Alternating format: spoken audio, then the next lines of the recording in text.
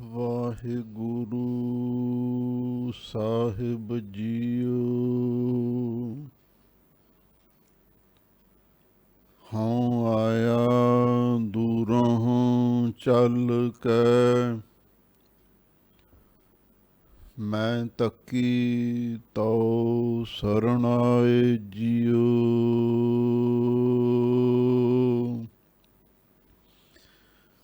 ਮੈਂ ਆਸਾ ਰਖੀ ਚਿਤ ਮਹਿ, ਮੇਰਾ ਸਭ ਦੁਖ ਗਵਾਏ ਜੀਓ। ਜਿਉ ਬੁਲਾਵਹਿ ਤਿਉ ਬੋਲਹਿ ਸੁਆਮੀ, ਕੁਦਰਤ ਕਾਵਣ ਹਮਾਰੀ। ਸਾਧ ਸੰਗ ਨਾਨਕ ਜਸ ਗਾਇਓ, ਜੋ ਪ੍ਰਭ ਕੀ ਆਤ ਪਿਆਰੀ। ਸਤਨਾਮ ਸ੍ਰੀ ਵਾਹਿਗੁਰੂ ਸਾਹਿਬ ਜੀਓ। ਮਨ ਆਵਣ ਜਾਣ ਨਾ ਸੁਝਈ, ਨਾ ਸੁਝੈ ਦਰਬਾਰ। ਮਾਇਆ ਮੋਹਿ ਪਲੇਟਿਆ, ਅੰਤਰ ਅਗਿਆਨ ਗੁਬਾਰ। ਤਬ ਨਰ ਸੂਤਾ ਜਾਗਿਆ, ਫਿਰ ਡੰਡ ਲਗਾ ਬਹੁ ਭਾਰ।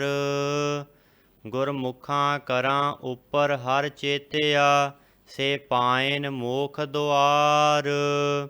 ਨਾਨਕ ਆਪ ਉਹੇ ਉਧਰੇ, ਸਭ ਕੁਟੰਬ ਧਰੇ ਪਰਵਾਰ।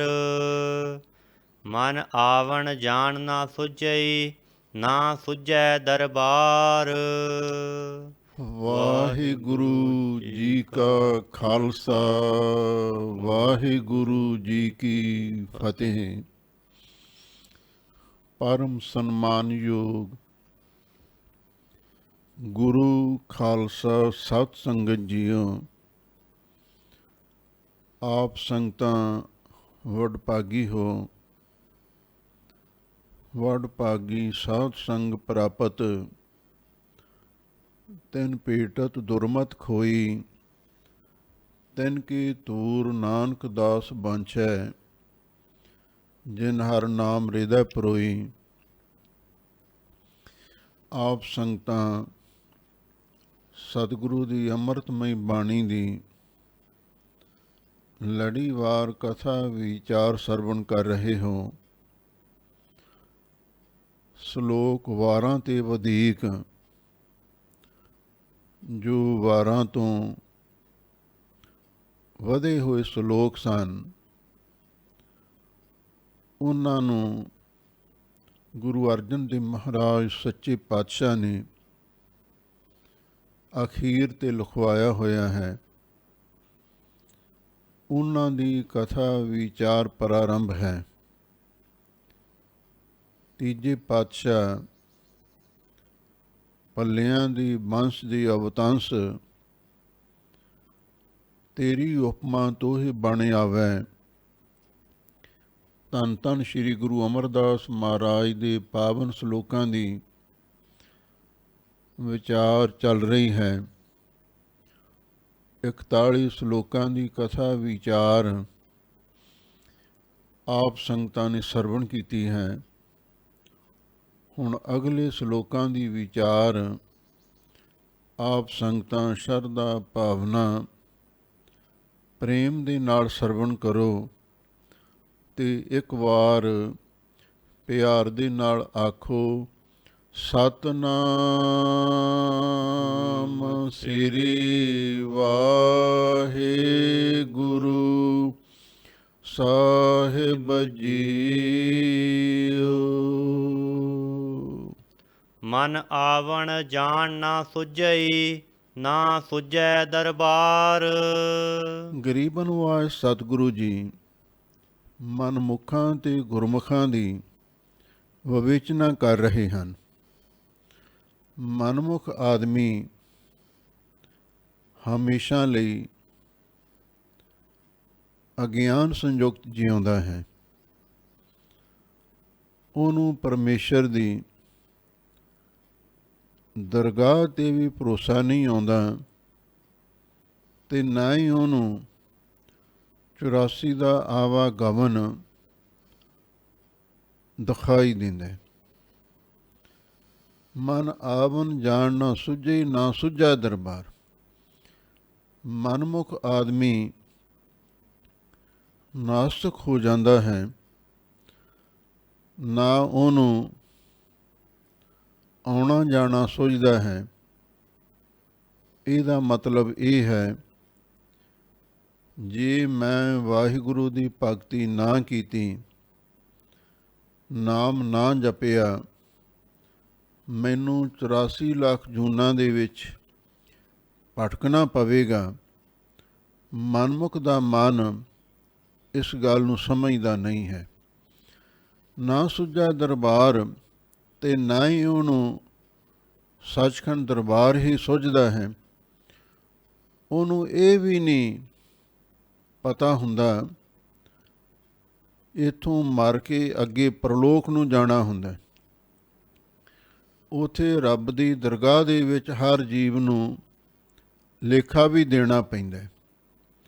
ਨਾਨਕ ਆਖੈ ਰੇ ਮਨਾ, ਸੁਣੀਐ ਸਿੱਖ ਸਹੀ, ਲੇਖਾ ਰੱਬ ਮੰਗੇਸੀਆ, ਬੈਠਾ ਕੱਢ ਵਹੀ। ਜਿਹੜਾ ਮਨੁੱਖ ਦਰਗਾਹ 'ਤੇ ਵਿਸ਼ਵਾਸ ਨਹੀਂ ਰੱਖਦਾ ਅਤੇ ਵਾਹਿਗੁਰੂ ਪਰਮੇਸ਼ਰ ਨੂੰ ਨਹੀਂ ਮੰਨਦਾ, ਉਹਨੂੰ ਨਾਸਤਕ ਆਖਿਆ ਜਾਂਦਾ। ਮਨਮੁਖ ਦਾ ਮਨ ਨਾਸਤਕ ਹੋ ਜਾਂਦਾ ਹੈ, ਨਾ ਉਸ ਨੂੰ 84 ਦਾ ਆਵਾਗਮਨ ਦਿਖਾਈ ਦਿੰਦਾ ਅਤੇ ਨਾ ਹੀ ਉਹਨੂੰ ਪਰਮੇਸ਼ਰ ਦਾ ਦਰਬਾਰ, ਉਹਦੀ ਦਰਗਾਹ ਉਹਨੂੰ ਦਿਸਦੀ ਹੈ। ਮਾਇਆ ਮੋਹੇ ਪਲੇਟਿਆ, ਅੰਤਰ ਅਗਿਆਨ ਗੁਬਾਰ। ਕਿਉਂ? ਉਹ ਤੇ ਮਾਇਆ ਦੇ ਮੋਹ ਦੇ ਵਿੱਚ ਹੀ ਪਲੇਟਿਆ, ਅਵੇੜਿਆ ਰਹਿੰਦਾ ਹੈ। ਮਾਇਆ ਦੇ ਮੋਹ ਦੇ ਵਿੱਚ ਹੀ, ਪਲੇਟਿਆ ਦਾ ਅਰਥ ਉਹ ਲਿਬੜਿਆ ਰਹਿੰਦਾ ਹੈ, ਘਿਰਿਆ ਰਹਿੰਦਾ ਹੈ। ਅੰਤਰ ਅਗਿਆਨ ਗੁਬਾਰ, ਉਹਦੇ ਅੰਦਰ ਅਗਿਆਨ ਦਾ ਕੁੱਪ ਹਨੇਰਾ ਛਾਇਆ ਹੁੰਦਾ। ਇਸੇ ਲਈ ਨਾ ਉਹਨੂੰ ਆਪਣੇ ਅੰਦਰ ਕੋਈ ਦਿਖਾਈ ਦਿੰਦਾ ਹੈ ਅਤੇ ਨਾ ਹੀ ਬਾਹਰ ਉਹਨੂੰ ਕੋਈ ਦਿਖਾਈ ਦਿੰਦਾ ਹੈ। ਤਬ ਨਰ ਸੂਤਾ ਜਾਗਿਆ, ਸਿਰ ਡੰਡ ਲਗਾ ਬਹੁ ਭਾਰ। ਗਰੀਬ ਨਵਾਜ਼ ਸਤਿਗੁਰੂ ਜੀ ਫਰਮਾਉਂਦੇ ਨੇ, ਮਨਮੁਖ ਆਦਮੀ ਮੋਹ ਮਾਇਆ ਦੀ ਘੋਰ ਨਿੰਦਰਾ ਦੇ ਵਿੱਚ ਸੁੱਤਾ ਰਹਿੰਦਾ ਹੈ, ਫਿਰ ਜਾਗਦਾ ਕਦੋਂ ਹੈ? ਤਬ ਨਰ ਸੁੱਤਾ ਜਾਗਿਆ, ਉਸ ਵੇਲੇ ਮਨਮੁਖ ਆਦਮੀ ਸੁੱਤਾ ਹੋਇਆ ਜਾਗਦਾ ਹੈ। ਸਿਰ ਡੰਡ ਲੱਗਾ ਬਹੁ ਭਾਰ, ਜਦੋਂ ਸਿਰ ਉੱਤੇ ਜਮਾਂ ਦਾ ਬਹੁਤਾ ਭਾਰਾ ਡੰਡਾ ਵੱਜਦਾ ਹੈ। ਜਿੰਨਾ ਮੋਟਾ ਡੰਡਾ ਹੁੰਦਾ ਹੈ ਨਾ, ਉਹਦੀ ਸੱਟ ਵੀ ਓਨੀ ਭੈੜੀ ਹੁੰਦੀ ਹੈ। ਜਿਵੇਂ ਨਿਹੰਗ ਸਿੰਘਾਂ ਦੇ ਕੋਲ ਸਲੋਤਰ ਹੁੰਦੇ ਨੇ, ਮੋਟੇ ਡੰਡੇ, ਉਹ ਜਦੋਂ ਇੱਕ ਵਾਰੀ ਸਿਰ 'ਚ ਵੱਜ ਗਿਆ, ਬਸ ਉਸੇ ਵੇਲੇ ਭੋਗ ਪੈ ਜਾਂਦਾ। ਹਾਜ਼ੂਰ ਕਹਿੰਦੇ ਨੇ, ਜਦੋਂ ਸਿਰ ਉੱਤੇ ਜਮਾਂ ਦਾ ਭਾਰੀ ਡੰਡਾ ਵੱਜਿਆ, ਡੰਡਾ ਦਾ ਜਮਾਂ ਦਾ ਸਲੋਤਰ ਵੱਜਿਆ, ਉਸ ਵੇਲੇ ਮਨਮੁਖ ਆਦਮੀ ਸੁੱਤਾ ਪਿਆ ਜਾਗਦਾ ਹੈ। ਭਗਤ ਕਬੀਰ ਜੀ ਦੇ ਬਚਨ ਆਉਂਦੇ ਨੇ, ਕਹੋ ਕਬੀਰ ਤਬ ਹੀ ਨਰ ਜਾਗੈ, ਜਮ ਕਾ ਡੰਡ ਮੂੰਡ ਮੈਂ ਲਾਗੈ। ਭਗਤ ਜੀ ਦੀ ਬਾਣੀ ਦਾ ਵੀ ਸਿਧਾਂਤ ਉਹੀ ਹੈ ਜੋ ਗੁਰੂ ਅਮਰਦਾਸ ਮਹਾਰਾਜ ਇੱਥੇ ਬਿਆਨ ਕਰ ਰਹੇ ਹਨ। ਗੁਰਮੁਖਾਂ ਕਰਾਂ ਉੱਪਰ ਹਰ ਚੇਤਿਆ, ਸੇ ਪਾਇਨ ਮੋਖ ਦੁਆਰ। ਜਿਹੜੇ ਗੁਰਮੁਖ ਬੰਦੇ ਨੇ, ਉਹਨਾਂ ਨੇ ਕਰਾਂ ਦਾ ਅਰਥ ਹੈ ਜਿਹੜੇ ਕੋਈ ਪਿਛਲੇ ਕੌਲ ਕਰਾਰ ਕੀਤੇ ਹੁੰਦੇ ਨੇ, ਉਹਨਾਂ ਦੇ ਉੱਪਰ ਪਹਿਰਾ ਦਿੰਦਿਆਂ ਹੋਇਆਂ ਉਹਨਾਂ ਨੇ ਵਾਹਿਗੁਰੂ ਨੂੰ ਚੇਤੇ ਕੀਤਾ ਹੈ। ਜਦੋਂ ਜੀਵ ਮਾਤਾ ਦੇ ਗਰਭ ਦੇ ਵਿੱਚ ਹੁੰਦਾ ਹੈ, ਉਸ ਵੇਲੇ ਘੋਰ ਨਰਕ ਦੇ ਵਿੱਚ ਵਸ ਰਿਹਾ ਹੁੰਦਾ ਹੈ ਅਤੇ ਵਾਹਿਗੁਰੂ ਦਾ ਸਵਾਸ ਸਵਾਸ ਸਿਮਰਨ ਵੀ ਕਰਦਾ ਹੈ। ਇਸ ਨੂੰ 100 ਜਨਮਾਂ ਦਾ ਗਿਆਨ ਵੀ ਹੁੰਦਾ ਹੈ। ਤੇ ਵਾਹਿਗੁਰੂ ਦੇ ਚਰਨਾਂ ਵਿੱਚ ਅਰਦਾਸਾਂ ਬੇਨਤੀਆਂ ਕਰਦਾ ਹੈ, ਹੇ ਵਾਹਿਗੁਰੂ, ਤੂੰ ਮੈਨੂੰ ਇਸ ਕਾਲ ਕੋਠੜੀ ਦੇ ਵਿੱਚੋਂ ਬਾਹਰ ਕੱਢ, ਮੈਂ ਤੇਰਾ ਸਵਾਸ ਸਵਾਸ ਸਿਮਰਨ ਕਰਾਂਗਾ। ਉੱਥੋਂ ਇਕਰਾਰ ਕਰਕੇ ਆਉਂਦੇ। ਪਰ ਜਦੋਂ ਜਨਮ ਲੈ ਲੈਂਦਾ ਹੈ, ਵਿੱਚੋਂ ਗਰਭ ਹੈ ਨਿਕਲੇ ਆਇਆ, ਖਸਮ ਵਿਸਾਰ ਦੁਨੀ ਚਿਤ ਲਾਇਆ, ਫਿਰ ਇਹ ਮਨੁੱਖ ਕੀਤੇ ਕੌਲ ਕਰਾਰਾਂ ਨੂੰ ਭੁੱਲ ਜਾਂਦਾ, ਫਿਰ ਮਾਇਆ ਦੇ ਮੋਹ ਦੇ ਵਿੱਚ ਫਸ ਜਾਂਦਾ। ਪਰ ਗੁਰਮੁਖ ਬੰਦੇ ਉਹ ਕੀਤੇ ਕੌਲ ਕਰਾਰਾਂ ਨੂੰ ਯਾਦ ਰੱਖਦੇ ਨੇ। ਉਹ ਆਪਣੇ ਕੀਤੇ ਕੌਲ ਕਰਾਰਾਂ ਦੇ ਉੱਪਰ ਪਹਿਰਾ ਦਿੰਦਿਆਂ ਹੋਇਆਂ ਉਹ ਇੱਥੇ ਆ ਕੇ ਵਾਹਿਗੁਰੂ ਨੂੰ ਚੇਤੇ ਕਰਦੇ ਨੇ, ਸਿਮਰਨ ਕਰਦੇ ਨੇ। ਸਿਪਾਹੀਨ ਮੋਖ ਦੁਆਰ। ਫਿਰ ਉਹ ਮੁਕਤੀ ਦਾ ਦੁਆਰ ਸਾਧਨ ਕੀ ਹੈ? ਗਿਆਨ।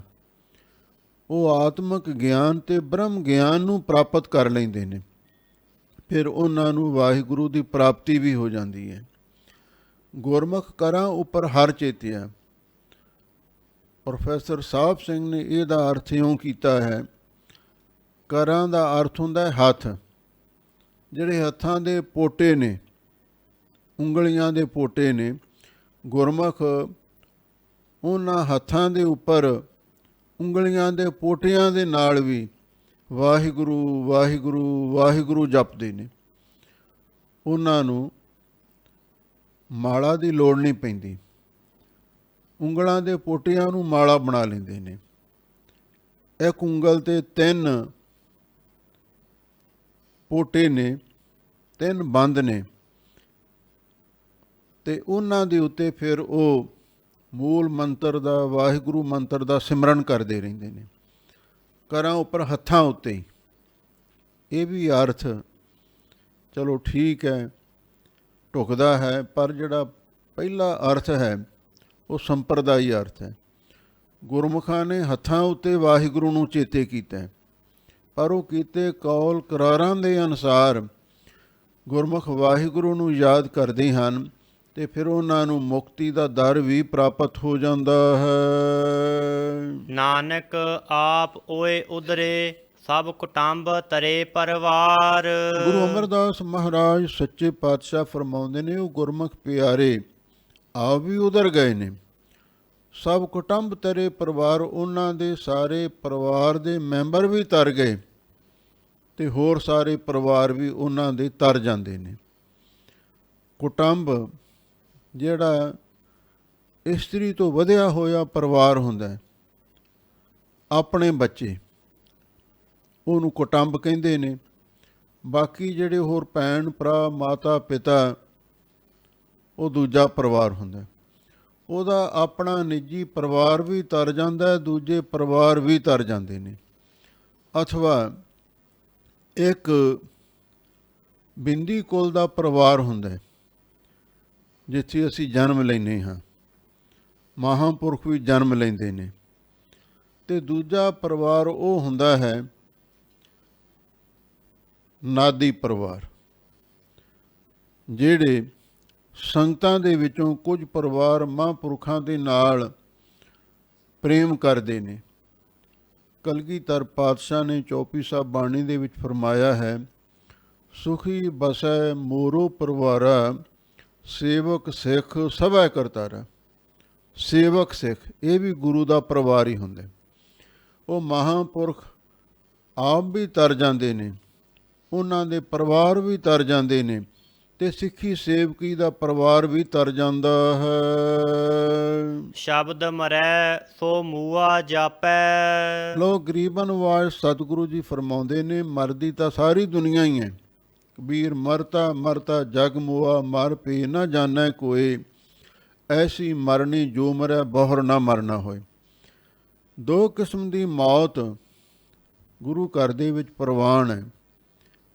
ਇੱਕ ਸ਼ਬਦ ਦੀ ਮੌਤ, ਦੂਸਰੀ ਹੈ ਸ਼ਾਸਤਰ ਦੀ ਮੌਤ।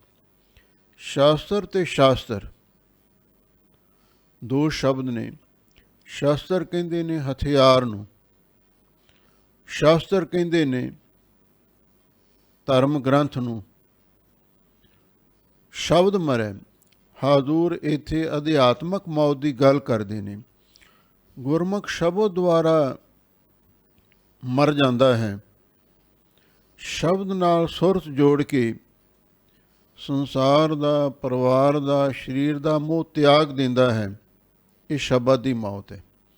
ਸੋ ਮੋਆ ਜਾਪੈ ਉਹ ਅਸਲੀ ਮਰਿਆ ਹੋਇਆ ਜਾਣੀਦਾ। ਜੀਵਤ ਭਾਵ ਤੋਂ ਮਰਿਆ ਹੋਇਆ ਉਹ ਜਾਣਿਆ ਜਾਂਦਾ ਹੈ ਜਿਹੜਾ ਗੁਰੂ ਸ਼ਬਦ ਦੁਆਰਾ ਆਪਣੇ ਮਨ ਨੂੰ ਮਾਰ ਲੈਂਦਾ ਹੈ। ਗੁਰ ਪ੍ਰਸਾਦੀ ਹਰ ਰਸ ਧਰਾਪੈ। ਫਿਰ ਉਹ ਗੁਰੂ ਦੀ ਕਿਰਪਾ ਦਾ ਪਾਤਰ ਬਣ ਕੇ ਵਾਹਿਗੁਰੂ ਦਾ ਨਾਮ ਜਪਦਾ ਹੈ। ਵਾਹਿਗੁਰੂ ਵਾਹਿਗੁਰੂ ਵਾਹਿਗੁਰੂ ਵਾਹਿਗੁਰੂ ਜਪਦਾ ਹੋਇਆ ਤੇ ਵਾਹਿਗੁਰੂ ਦੇ ਨਾਮ ਦੇ ਅੰਮ੍ਰਿਤ ਰਸ ਦੇ ਨਾਲ ਮਨ ਕਰਕੇ ਤ੍ਰਿਪਤ ਹੋ ਜਾਂਦਾ ਹੈ। ਹਰ ਦਰਗ ਹੈ ਗੁਰ ਸ਼ਬਦ ਫਿਆਪੈ। ਉਹ ਗੁਰੂ ਸ਼ਬਦ ਨਾਲ ਜੁੜਿਆ ਰਹਿੰਦਾ ਹੈ, ਨਾਮ ਬਾਣੀ ਦਾ ਅਭਿਆਸ ਕਰਦਾ ਹੈ। ਇਸ ਲਈ ਵਾਹਿਗੁਰੂ ਦੀ ਦਰਗਾਹ ਦੇ ਵਿੱਚ ਵੀ ਸੰਜਾਪੈ ਉਹ ਸਿਆਣਿਆ ਜਾਂਦਾ ਹੈ, ਉਹਦੀ ਪਛਾਣ ਹੋ ਜਾਂਦੀ ਹੈ ਤੇ ਉਸ ਨੂੰ ਵਾਹਿਗੁਰੂ ਦੀ ਦਰਗਾਹ ਦੇ ਵਿੱਚ ਵੀ ਸਤਿਕਾਰਿਆ ਜਾਂਦਾ ਹੈ। ਬਿਨ ਸ਼ਬਦੈ ਮੂਆ ਹੈ ਸਭ ਕੋਏ। ਗਰੀਬ ਨਿਵਾਜ ਸਤਿਗੁਰੂ ਜੀ ਫਰਮਾਉਂਦੇ ਨੇ ਜਿਹੜਾ ਬਿਨਾਂ ਸ਼ਬਦ ਤੋਂ ਸਾਰਾ ਸੰਸਾਰ ਹੀ ਸਾਨੂੰ ਮੁਰਦਾ ਪ੍ਰਤੀਤ ਹੋ ਰਿਹਾ ਹੈ। ਸਾਰਾ ਸੰਸਾਰ ਹੀ ਮਰਿਆ ਹੋਇਆ ਹੈ। ਸਾਰਾ ਸੰਸਾਰ ਕਿਵੇਂ ਮਰਿਆ ਹੋਇਆ ਹੈ? ਗੁਰੂ ਅਰਜਨ ਦੇਵ ਮਹਾਰਾਜ ਦੇ ਬਚਨ ਆਉਂਦੇ ਹਨ, ਅਤ ਸੁੰਦਰ ਕੁਲੀਨ ਚਤਰ ਮੁਖ ਗਿਆਨੀ ਧਨਵੰਤ ਮਿਰਤਕ ਕਹੀਐ ਨਾਨਕਾ ਜੇ ਪ੍ਰੀਤ ਨਹੀਂ ਭਗਵੰਤ। ਅਸਲੀ ਜੀਵਨ ਤੇ ਵਾਹਿਗੁਰੂ ਦੀ ਪ੍ਰੀਤ ਹੈ, ਪ੍ਰਭੂ ਦਾ ਪਿਆਰ ਹੈ। ਜੇ ਪਿਆਰ ਦੀ ਕਣੀ ਸਾਡੇ ਅੰਦਰ ਪੈਦਾ ਨਹੀਂ ਹੋਈ, ਅਸੀਂ ਮੁਰਦੇ ਹੀ ਹਾਂ। ਇਸੇ ਲਈ ਹਜ਼ੂਰ ਕਹਿੰਦੇ ਬਿਨਾਂ ਸ਼ਬਦ ਦੇ ਪ੍ਰੇਮ ਤੋਂ ਸਾਨੂੰ ਤਾਂ ਹਰ ਕੋਈ ਮਰਿਆ ਹੋਇਆ ਜਾਪਦਾ ਹੈ। ਮਨਮੁਖ ਮੂਆ ਆਪਣਾ ਜਨਮ ਖੋਏ। ਮਨਮੁਖ ਬੰਦਾ ਆਪਣੇ ਹੀਰੇ ਵਰਗੇ ਅਮੋਲਕ ਜਨਮ ਨੂੰ ਪੰਗਦੇ ਪਾੜੇ ਗੁਆ ਕੇ ਉਹ ਆਤਮਕ ਮੌਤ 'ਤੇ ਮਰ ਜਾਂਦਾ ਹੈ। ਤੇ ਸਰੀਰਕ ਮੌਤ ਤਾਂ ਆਉਂਦੀ ਹੀ ਆਉਂਦੀ ਹੈ ਸਾਰਿਆਂ 'ਤੇ, ਪਰ ਉਹ ਅਧਿਆਤਮਕ ਮੌਤ 'ਤੇ ਮਰ ਜਾਂਦਾ ਹੈ। ਉਹ ਪਰਮੇਸ਼ਰ ਉਹਨੂੰ ਭੁੱਲ ਜਾਂਦਾ ਹੈ। ਹਰ ਨਾਮ ਨਾ ਚੇਤ ਹੈ ਅੰਤ ਦੁਖ ਰੋਏ। ਕਿਉਂ? ਉਹ ਵਾਹਿਗੁਰੂ ਦੇ ਨਾਮ ਨੂੰ ਚੇਤੇ ਨਹੀਂ ਕਰਦਾ। ਮਰਨੰ ਬਿਸਰਨੰ ਗੋਬਿੰਦਾ ਜੀਵਨੰ ਹਰ ਨਾਮ ਤੇ ਆਵਣ। ਅਸਲੀ ਮੌਤ ਵਾਹਿਗੁਰੂ ਦਾ ਭੁੱਲ ਜਾਣਾ ਹੀ ਹੈ। ਹਰ ਨਾਮ ਨਾ ਚੇਤੈ, ਉਹ ਵਾਹਿਗੁਰੂ ਦੇ ਨਾਮ ਨੂੰ ਚੇਤੇ ਨਹੀਂ ਕਰਦਾ। ਅੰਤ ਦੁੱਖ ਰੋਏ, ਅੰਤ ਨੂੰ ਦੁੱਖ ਜਦੋਂ ਮਿਲਦਾ ਹੈ ਰੋਏ, ਫਿਰ ਉਸ ਵੇਲੇ ਰੋਂਦਾ। ਅੰਤ ਦੇ ਸਮੇਂ ਜਦੋਂ ਜਮਾਂ ਦੀਆਂ ਸਜ਼ਾਵਾਂ ਸਹਾਰਨੀਆਂ ਪੈਂਦੀਆਂ ਨੇ, ਫਿਰ ਉਸ ਵੇਲੇ ਦੁੱਖ ਨੂੰ ਪ੍ਰਾਪਤ ਕਰਕੇ ਮਨਮੁਖ ਆਦਮੀ ਰੋਂਦਾ ਕਰਲਾਉਂਦਾ ਹੈ। ਨਾਨਕ ਕਰਤਾ ਕਰੇ ਸੋ ਹੋਏ। ਗੁਰੂ ਅਮਰਦਾਸ ਮਹਾਰਾਜ ਸੱਚੇ ਪਾਤਸ਼ਾਹ ਫਰਮਾਉਂਦੇ ਨੇ, ਕਰਤਾ ਪੁਰਖ ਸਿਰਜਣਹਾਰ ਪਰਮ ਪਿਤਾ ਪਰਮਾਤਮਾ ਆਪਣੇ ਭਾਣੇ ਦਾ ਮਾਲਕ ਹੈ। ਜੋ ਉਹ ਕਰਦਾ ਉਹੀ ਹੁੰਦਾ ਹੈ। ਇਹਦਾ ਮਤਲਬ ਇਹ ਹੈ ਵਾਹਿਗੁਰੂ ਗੁਰਮੁਖਾਂ ਨੂੰ ਆਪਣੇ ਨਾਲ ਜੋੜ ਲੈਂਦਾ ਹੈ ਤੇ ਮਨਮੁਖ ਉਸ ਤੋਂ ਵਿਛੜੇ ਹੋਏ ਦੁੱਖ ਭੋਗਦੇ ਰਹਿੰਦੇ ਹਨ। ਗੁਰਮੁਖ ਬੁੱਢੇ ਕਦੇ ਨਾਹੀ ਜਿਨ੍ਹਾਂ ਅੰਤਰ ਸੁਰਤ ਗਿਆਨ। ਲਓ ਹੁਣ ਗੁਰੂ ਅਮਰਦਾਸ ਮਹਾਰਾਜ ਸੱਚੇ ਪਾਤਸ਼ਾਹ ਦੇ ਪਾਸ ਕੁਝ ਗੁਰਸਿੱਖਾਂ ਨੇ ਬੇਨਤੀ ਕੀਤੀ, ਮਹਾਰਾਜ ਸਾਨੂੰ ਇਹ ਦੱਸੋ ਬੁਢੇਪਾ ਕੀ ਚੀਜ਼ ਹੈ? ਕੀ ਕਦੀ ਗੁਰਮੁਖਾਂ ਤੇ ਬੁਢੇਪਾ ਵੀ ਆਉਂਦਾ ਹੈ? ਤਾਂ ਗੁਰੂ ਅਮਰਦਾਸ ਮਹਾਰਾਜ ਸੱਚੇ ਪਾਤਸ਼ਾਹ ਇਸ ਗੱਲ ਦਾ ਨਿਰਣਾ ਇਸ ਸ਼ਲੋਕ ਵਿੱਚ ਕਰ ਰਹੇ ਨੇ। ਗੁਰਮੁਖ ਬੁੱਢੇ ਕਦੇ ਨਹੀਂ।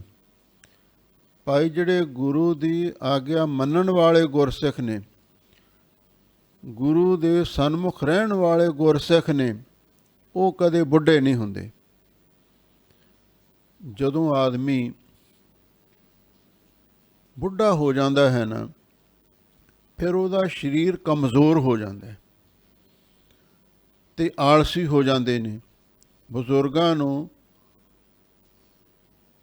ਫਿਰ ਕੰਮ ਕਰਨਾ ਵੀ ਔਖਾ ਹੈ, ਤੁਰਨਾ ਫਿਰਨਾ ਵੀ ਔਖਾ ਲੱਗਦਾ ਹੈ, ਮੰਜੇ 'ਤੇ ਹੀ ਬੈਠੇ ਰਹਿੰਦੇ ਨੇ। ਪਰ ਜਿਹੜੇ ਗੁਰਮੁਖ ਬੰਦੇ ਨੇ ਉਹ ਕਦੇ ਬੁੱਢੇ ਨਹੀਂ ਹੁੰਦੇ, ਉਹ ਆਪਣਾ ਬਲ ਨਹੀਂ ਹਾਰਦੇ, ਉਹ ਕਦੀ ਕਮਜ਼ੋਰ ਨਹੀਂ ਪੈਂਦੇ, ਉਹ ਕਦੀ ਨਾਮ ਦਾਨ ਇਸ਼ਨਾਨ ਤੋਂ ਆਲਸ ਨਹੀਂ ਕਰਦੇ, ਉਹ ਹਮੇਸ਼ਾ ਹੀ ਤਿਆਰ ਬਰ ਤਿਆਰ ਹੀ ਰਹਿੰਦੇ ਨੇ। ਸਰੀਰ ਦੀ ਉਮਰ ਚਾਹੇ ਕਿੰਨੀ ਵੀ ਵਡੇਰੀ ਹੋ ਜਾਵੇ, ਗੁਰਮੁਖ ਨਾਮ ਦਾਨ ਇਸ਼ਨਾਨ ਨੂੰ ਨਹੀਂ ਛੱਡਦੇ। ਇਹ ਗੁਰਮੁਖਾਂ ਦੀ ਅਵਸਥਾ ਹੈ। ਗੁਰਮੁਖ ਕੌਣ ਹੁੰਦੇ ਨੇ? ਜਿਨ੍ਹਾਂ ਅੰਤਰ ਸੁਰਤ ਗਿਆਨ, ਜਿਨ੍ਹਾਂ ਦੇ ਅੰਦਰ, ਜਿਨ੍ਹਾਂ ਦੀ ਸੁਰਤ ਅੰਦਰ ਆਤਮਿਕ ਗਿਆਨ ਤੇ ਬ੍ਰਹਮ ਗਿਆਨ ਪ੍ਰਗਟ ਹੋ ਜਾਂਦਾ। ਉਹ ਗੁਰਮੁਖ ਜਨ ਕਦੇ ਬੁੱਢੇ ਨਹੀਂ ਹੁੰਦੇ, ਕਦੇ ਵਿਵੇਕ ਦਾ ਬਲ ਨਹੀਂ ਹਾਰਦੇ, ਕਦੇ ਭਗਤੀ ਦੀ ਸ਼ਕਤੀ ਨੂੰ ਭੁੱਲਦੇ ਨਹੀਂ, ਕਦੇ ਆਲਸੀ, ਕਦੇ ਦਲਿਦਰੀ ਨਹੀਂ ਹੁੰਦੇ, ਕਿਉਂਕਿ ਉਹਨਾਂ ਦੀ ਸੁਰਤ ਅੰਦਰ ਆਤਮਿਕ ਗਿਆਨ ਦਾ ਚਾਨਣ ਹੋ ਜਾਂਦਾ। ਦੂਸਰਾ, ਮਹਾਂਪੁਰਖ ਬੁੱਢੇ ਦਾ ਅਰਥ ਇਹ ਵੀ ਕਰਦੇ ਸਨ, ਜਿਵੇਂ ਜਿਵੇਂ ਆਦਮੀ ਬੁੱਢਾ ਹੁੰਦਾ ਹੈ ਨਾ, ਤੇ ਉਹਨੂੰ ਹੰਕਾਰ ਵਧੀ ਜਾਂਦਾ। ਹੁਣ ਕਈ ਵਾਰੀ ਆਪਾਂ ਦੇਖਦੇ ਹਾਂ, ਜਦੋਂ ਕੋਈ ਭਚੰਗੀ, ਕੋਈ ਜਵਾਨ ਬਜ਼ੁਰਗਾਂ ਦੇ ਸਾਹਮਣੇ ਸਵਾਲ ਜਵਾਬ ਕਰਦਾ ਹੈ, ਫਿਰ ਉਹਨਾਂ ਬਜ਼ੁਰਗਾਂ ਦੇ ਅੰਦਰ ਹੰਕਾਰ ਬੋਲਦਾ। ਪਤਾ ਕੀ ਕਹਿੰਦੇ ਹੁੰਦੇ ਨੇ? ਕਹਿੰਦੇ, ਤੂੰ ਤਾਂ ਉਦੋਂ ਜੰਮਿਆ ਹੀ ਨਹੀਂ ਸੀ, ਤੂੰ ਸਾਡੇ ਸਾਹਮਣੇ ਕੀ ਗੱਲਾਂ ਕਰਦਾ, ਤੈਨੂੰ ਕੋਈ ਪਤਾ ਕਿਸੇ ਗੱਲ ਦਾ। ਬੁੱਢਿਆਂ ਨੂੰ ਹੰਕਾਰ ਜ਼ਿਆਦਾ ਹੋ ਜਾਂਦਾ, ਆਪਣੀ ਵਡੇਰੀ ਉਮਰ ਦਾ ਵੀ, ਆਪਣੇ ਗਿਆਨ ਦਾ ਵੀ, ਆਪਣੇ ਹੁਨਰ ਦਾ ਵੀ। ਤੂੰ ਤੇ ਕੱਲ੍ਹ ਦਾ ਸ਼ੋਕਰਾ, ਤੈਨੂੰ ਕੋਈ ਪਤਾ ਸੀ, ਸਾਰੀ ਉਮਰ ਲੰਘਾ ਦਿੱਤੀ ਹੈ। ਇਸ ਤਰ੍ਹਾਂ ਦੀਆਂ ਗੱਲਾਂ ਕਰਦੇ ਨੇ। ਇਸ ਲਈ ਮਹਾਂਪੁਰਖ ਇਹ ਵੀ ਅਰਥ ਕਰਦੇ ਸਨ ਵੀ ਗੁਰਮੁਖ ਆਦਮੀ ਕਦੇ ਹੰਕਾਰੀ ਨਹੀਂ ਬਣਦੇ। ਜਿਨ੍ਹਾਂ ਦੀ ਸੁਰਤ ਅੰਦਰ ਗੁਰਮਤ ਦਾ ਗਿਆਨ ਪੈਦਾ ਹੋ ਜਾਂਦਾ ਹੈ। ਸਦਾ ਸਦਾ ਹਰ ਗੁਣ ਰਵਹਿ, ਅੰਤਰ ਸਹਿਜ ਧਿਆਨ। ਉਹ ਗੁਰਮੁਖ ਜਨ ਸਦਾ ਸਦਾ, ਹਮੇਸ਼ਾ ਹਮੇਸ਼ਾ ਵਾਹਿਗੁਰੂ ਦੇ ਗੁਣਾਂ ਨੂੰ ਉਚਾਰਨ ਕਰਦੇ ਰਹਿੰਦੇ ਹਨ। ਅੰਤਰ ਸਹਿਜ ਧਿਆਨ, ਉਹਨਾਂ ਦੇ ਅੰਦਰ ਸੁਤੇ ਸਿੱਧ ਹੀ ਧਿਆਨ ਜੁੜਿਆ ਰਹਿੰਦਾ। ਉਹਨਾਂ ਦੀ ਸੁਰਤ ਉਸ ਵਾਹਿਗੁਰੂ ਦੇ ਚਰਨਾਂ ਦੇ ਵਿੱਚ ਜੁੜੀ ਰਹਿੰਦੀ ਹੈ। ਅਥਵਾ ਅੰਤਰ ਸਹਿਜ ਧਿਆਨ, ਉਹਨਾਂ ਦਾ ਸਹਿਜੋ ਤੁਰਿਆ ਅਵਸਥਾ ਹੈ, ਆਤਮਾ ਕਾ ਡੋਲ ਅਵਸਥਾ, ਉੱਥੇ ਧਿਆਨ ਟਿਕਿਆ ਰਹਿੰਦਾ ਹੈ। ਓਏ ਸਦਾ ਆਨੰਦ ਵਿਵੇਕ ਰਹਿ, ਦੁੱਖ ਸੁਖ ਏਕ ਸਮਾਨ। ਉਹ ਗੁਰਮੁਖ ਪਿਆਰੇ ਹਮੇਸ਼ਾ ਲਈ ਆਨੰਦ ਵਿੱਚ ਤੇ ਵਿਵੇਕ ਦੇ ਵਿੱਚ ਰਹਿੰਦੇ ਨੇ। ਇਹਦਾ ਮਤਲਬ ਇਹ ਹੈ, ਗੁਰਮੁਖ ਹਰ ਗੱਲ ਦੀ ਵਿਚਾਰ ਕਰਦੇ ਨੇ। ਵਿਵੇਕ ਦਾ ਅਰਥ ਹੁੰਦਾ ਵਿਚਾਰ।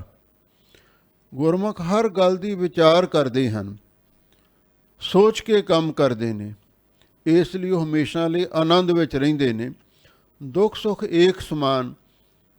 ਅਤੇ ਜੇ ਉਹਨਾਂ 'ਤੇ ਸਰੀਰਕ ਕਸ਼ਟ ਵੀ ਆਉਂਦਾ ਹੈ, ਕੋਈ ਮੁਸੀਬਤ ਵੀ ਆਉਂਦੀ ਹੈ, ਕਦੇ ਔਖੀ ਘੜੀ ਬਣਦੀ ਹੈ, ਕਦੇ ਸੁੱਖ ਵੀ ਪ੍ਰਾਪਤ ਹੁੰਦਾ ਹੈ, ਸਨਮਾਨ ਵੀ ਪ੍ਰਾਪਤ ਹੁੰਦਾ ਹੈ, ਉਹ ਦੋਹਾਂ ਨੂੰ ਇੱਕ ਸਮਾਨ ਹੀ ਸਮਝਦੇ ਨੇ। ਅਥਵਾ ਦੁੱਖ ਅਤੇ ਸੁੱਖ ਦੇ ਵਿੱਚ ਉਹ ਏਕ ਸਮਾਨ ਹਮੇਸ਼ਾ ਲਈ ਅਡੋਲ ਰਹਿੰਦੇ ਹਨ। ਤਿਨਾ ਨਦਰੀ ਇੱਕੋ ਆਇਆ, ਸਭ ਆਤਮ ਰਾਮ ਪਛਾਨ। ਕਿਉਂ? ਉਹਨਾਂ ਨੂੰ ਇੱਕੋ ਇੱਕ ਅਕਾਲ ਪੁਰਖ ਵਾਹਿਗੁਰੂ ਦ੍ਰਿਸ਼ਟੀ ਵਿੱਚ ਆ ਗਿਆ ਹੈ। ਇਹ ਵਿਸ ਸੰਸਾਰ ਤੁਮ ਦੇਖਦੇ ਹੋ, ਹਰ ਕਾ ਰੂਪ ਹੈ, ਹਰ ਰੂਪ ਨਦਰੀ ਆਇਆ। ਸਭ ਆਤਮ ਰਾਮ ਪਛਾਣੋ। ਸਭ ਨੂੰ ਆਤਮਾ ਤੇ ਰਾਮ ਪਰਮੇਸ਼ਰ ਦਾ ਰੂਪ ਹੀ ਪਛਾਣਦੇ ਨੇ। ਆਤਮ ਤੋਂ ਭਾਵ ਹੈ ਆਪਣਾ ਆਪ, ਰਾਮ ਤੋਂ ਭਾਵ ਹੈ ਪਰਮੇਸ਼ਰ। ਉਹ ਸਾਰਿਆਂ ਵਿੱਚ ਆਪਣੇ ਆਪੇ ਨੂੰ ਤੇ ਉਸ ਵਾਹਿਗੁਰੂ ਪਰਮੇਸ਼ਰ ਨੂੰ ਪਛਾਣ ਲੈਂਦੇ ਹਨ।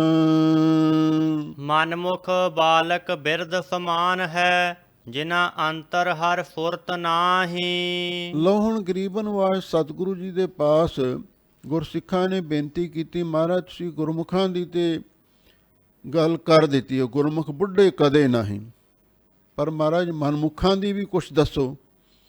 ਤਾਂ ਹਜ਼ੂਰ ਕਹਿੰਦੇ ਲਓ ਸੁਣੋ, ਮਨਮੁਖ ਬਾਲਕ ਬਿਰਧ ਸਮਾਨ ਹੈ। ਮਨਮੁਖ ਚਾਹੇ ਬਾਲਕ ਗੱਭਰੂ ਵੀ ਹੋਵੇ, ਨੌਜਵਾਨ ਭਚੰਗੀ ਵੀ ਹੋਵੇ, ਬਿਰਧ ਸਮਾਨ, ਉਹ ਬੁੱਢਿਆਂ ਵਰਗਾ ਹੀ ਬਣ ਜਾਂਦਾ ਹੈ। ਬੁੱਢਿਆਂ ਵਰਗਾ ਕਿਵੇਂ ਬਣ ਜਾਂਦਾ ਹੈ? ਅੰਮ੍ਰਿਤ ਵੇਲੇ ਉੱਠਣਾ ਕੋਈ ਨਹੀਂ, ਕਿਤੇ ਸੇਵਾ ਦਾ ਮੌਕਾ ਮਿਲੇ ਸੇਵਾ ਨਹੀਂ ਕਰਨੀ, ਕਦੇ ਸਮੇਂ ਸਿਰ ਨਿਤਨੇਮ ਨਹੀਂ ਕਰਨਾ, ਕਦੇ ਕੋਈ ਦੁਨਿਆਵੀ ਘਰੇਲੂ ਕੰਮ ਕਾਰ ਕਰਨਾ ਹੋਵੇ ਉਹਦੇ ਵੱਲੋਂ ਵੀ ਆਲਸ। ਇਸ ਲਈ ਹਜ਼ੂਰ ਕਹਿੰਦੇ ਮਨਮੁਖ ਆਦਮੀ ਚਾਹੇ ਬਾਲਕ ਬੱਚਾ ਨੌਜਵਾਨ ਵੀ ਕਿਉਂ ਨਾ ਹੋਵੇ, ਉਹ ਬੁੱਢਿਆਂ ਵਰਗਾ ਬਣ ਜਾਂਦਾ। ਆਲਸੀ ਅਤੇ ਦਲਿਦਰੀ ਨੂੰ ਬੁੱਢਾ ਕਹਿੰਦੇ ਨੇ। ਬਜ਼ੁਰਗਾਂ ਵਿੱਚ ਇਹੀ ਕਮੀ ਹੁੰਦੀ ਹੈ ਨਾ, ਜੇ ਉਹਨਾਂ ਨੂੰ ਕਹੋ ਤੂੰ ਕੰਮ ਕਰ ਲੈ, ਕਹਿੰਦੇ ਲੈ ਵੀ ਮੈਥੋਂ ਨਹੀਂ ਹੁਣ ਹੁੰਦਾ। ਮਨਮੁਖ ਬੱਚਾ ਵੀ ਨੌਜਵਾਨ ਵੀ ਬੁੱਢਿਆਂ ਵਰਗਾ ਬਣ ਜਾਂਦਾ, ਆਲਸੀ, ਦਲਿਦਰੀ, ਪ੍ਰਮਾਦੀ, ਹੰਕਾਰੀ, ਜਿਨ੍ਹਾਂ ਅੰਤਰ ਹਰ ਸੁਰਤ ਨਹੀਂ, ਜਿਨ੍ਹਾਂ ਦੇ ਅੰਦਰ ਵਾਹਿਗੁਰੂ ਦੀ ਸੁਰਤ ਸੋਝੀ ਨਹੀਂ ਹੈ, ਗਿਆਤ ਨਹੀਂ ਹੈ, ਉਹਨਾਂ ਮਨਮੁਖਾਂ ਦੀ ਇਹ ਹਾਲਤ ਹੁੰਦੀ ਹੈ। ਦੂਜਾ ਇਹਦਾ ਭਾਵ ਇਹ ਵੀ ਹੈ, ਮਨਮੁਖ ਬਾਲਕ ਬਿਰਧ ਸਮਾਨ ਹੈ। ਮਨਮੁਖ ਚਾਹੇ ਬਾਲਕ ਹੈ, ਗੱਭਰੂ ਹੈ, ਨੌਜਵਾਨ ਭਚੰਗੀ ਹੈ, ਅਤੇ ਚਾਹੇ ਉਹ ਬੁੱਢਾ ਹੈ, ਚਾਹੇ ਉਹ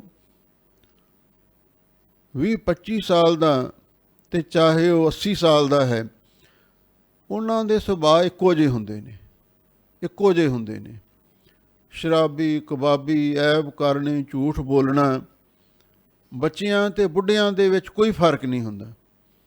ਹੁਣ ਕਈ ਵਾਰੀ ਅਸੀਂ ਦੇਖਦੇ ਹਾਂ ਸਾਡੇ ਸਮਾਜ ਦੇ ਵਿੱਚ, ਹੁਣ ਕੋਈ ਬੱਚੇ ਵਿਗੜ ਜਾਂਦੇ ਨੇ, ਕੋਈ ਨਸ਼ੇ ਦੇ ਆਦੀ ਹੋ ਜਾਂਦੇ ਨੇ, ਕੋਈ ਹੋਰ ਕੁਕਰਮ ਕਰਦੇ ਨੇ, ਬਦਫੈਲੀਆਂ ਕਰਦੇ ਨੇ, ਅਤੇ ਕਈ ਬੁੜੇ ਹੋ ਕੇ ਵੀ ਨਹੀਂ ਹਟਦੇ। ਮਨਮੁਖ ਚਾਹੇ ਬੱਚਾ ਚਾਹੇ ਬੁੱਢਾ ਹੈ, ਅਵਸਥਾ ਇੱਕੋ ਜਿਹੀ ਹੁੰਦੀ ਹੈ। ਇੱਕ ਕਿਸੇ ਨੇ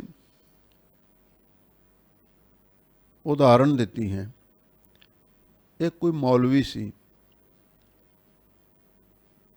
ਉਹਦੀ ਚਿੱਟੀ ਦਾੜ੍ਹੀ, ਚਿੱਟੇ ਸਿਰ ਦੇ ਕੇਸ, ਸ਼ਰਾਬ ਦੀ ਲੋਰ ਦੇ ਵਿੱਚ ਝੂਮਦਾ ਹੋਇਆ ਰਸਤੇ ਵਿੱਚੋਂ ਦੀ ਜਾ ਰਿਹਾ ਸੀ। ਕੋਈ ਜਾਣਕਾਰ ਮਿੱਤਰ ਦੋਸਤ ਮਿਲਿਆ, ਉਹ ਉਸ ਨੂੰ ਕਹਿਣ ਲੱਗਾ ਕਿੱਧਰ ਜਾ ਰਹੇ ਹੈ? ਕਹਿੰਦਾ ਤੈਨੂੰ ਪਤਾ ਹੈ ਰਾਹ ਕਿੱਧਰ ਨੂੰ ਜਾਂਦਾ ਹੈ? ਕਹਿੰਦਾ ਮੈਨੂੰ ਪਤਾ ਹੈ, ਤਾਂ ਹੀ ਤੇ ਮੈਂ ਪੁੱਛ ਰਿਹਾ ਹਾਂ।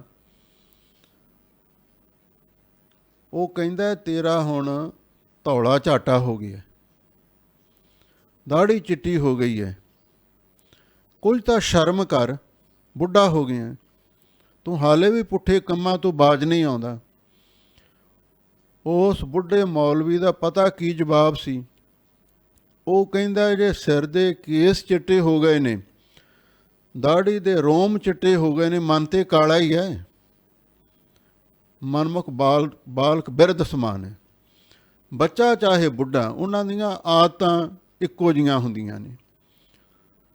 ਜਿਨ੍ਹਾਂ ਅੰਤਰ ਹਰ ਸੁਰਤ ਨਹੀਂ, ਜਿਨ੍ਹਾਂ ਦੇ ਅੰਦਰ ਪਰਮੇਸ਼ਰ ਦੀ ਸੋਝੀ ਨਹੀਂ ਹੈ, ਰੱਬ ਦਾ ਗਿਆਨ ਨਹੀਂ ਹੈ, ਉਹ ਸਾਰੇ ਪੁੱਠੇ ਹੀ ਕੰਮ ਕਰਦੇ ਹਨ।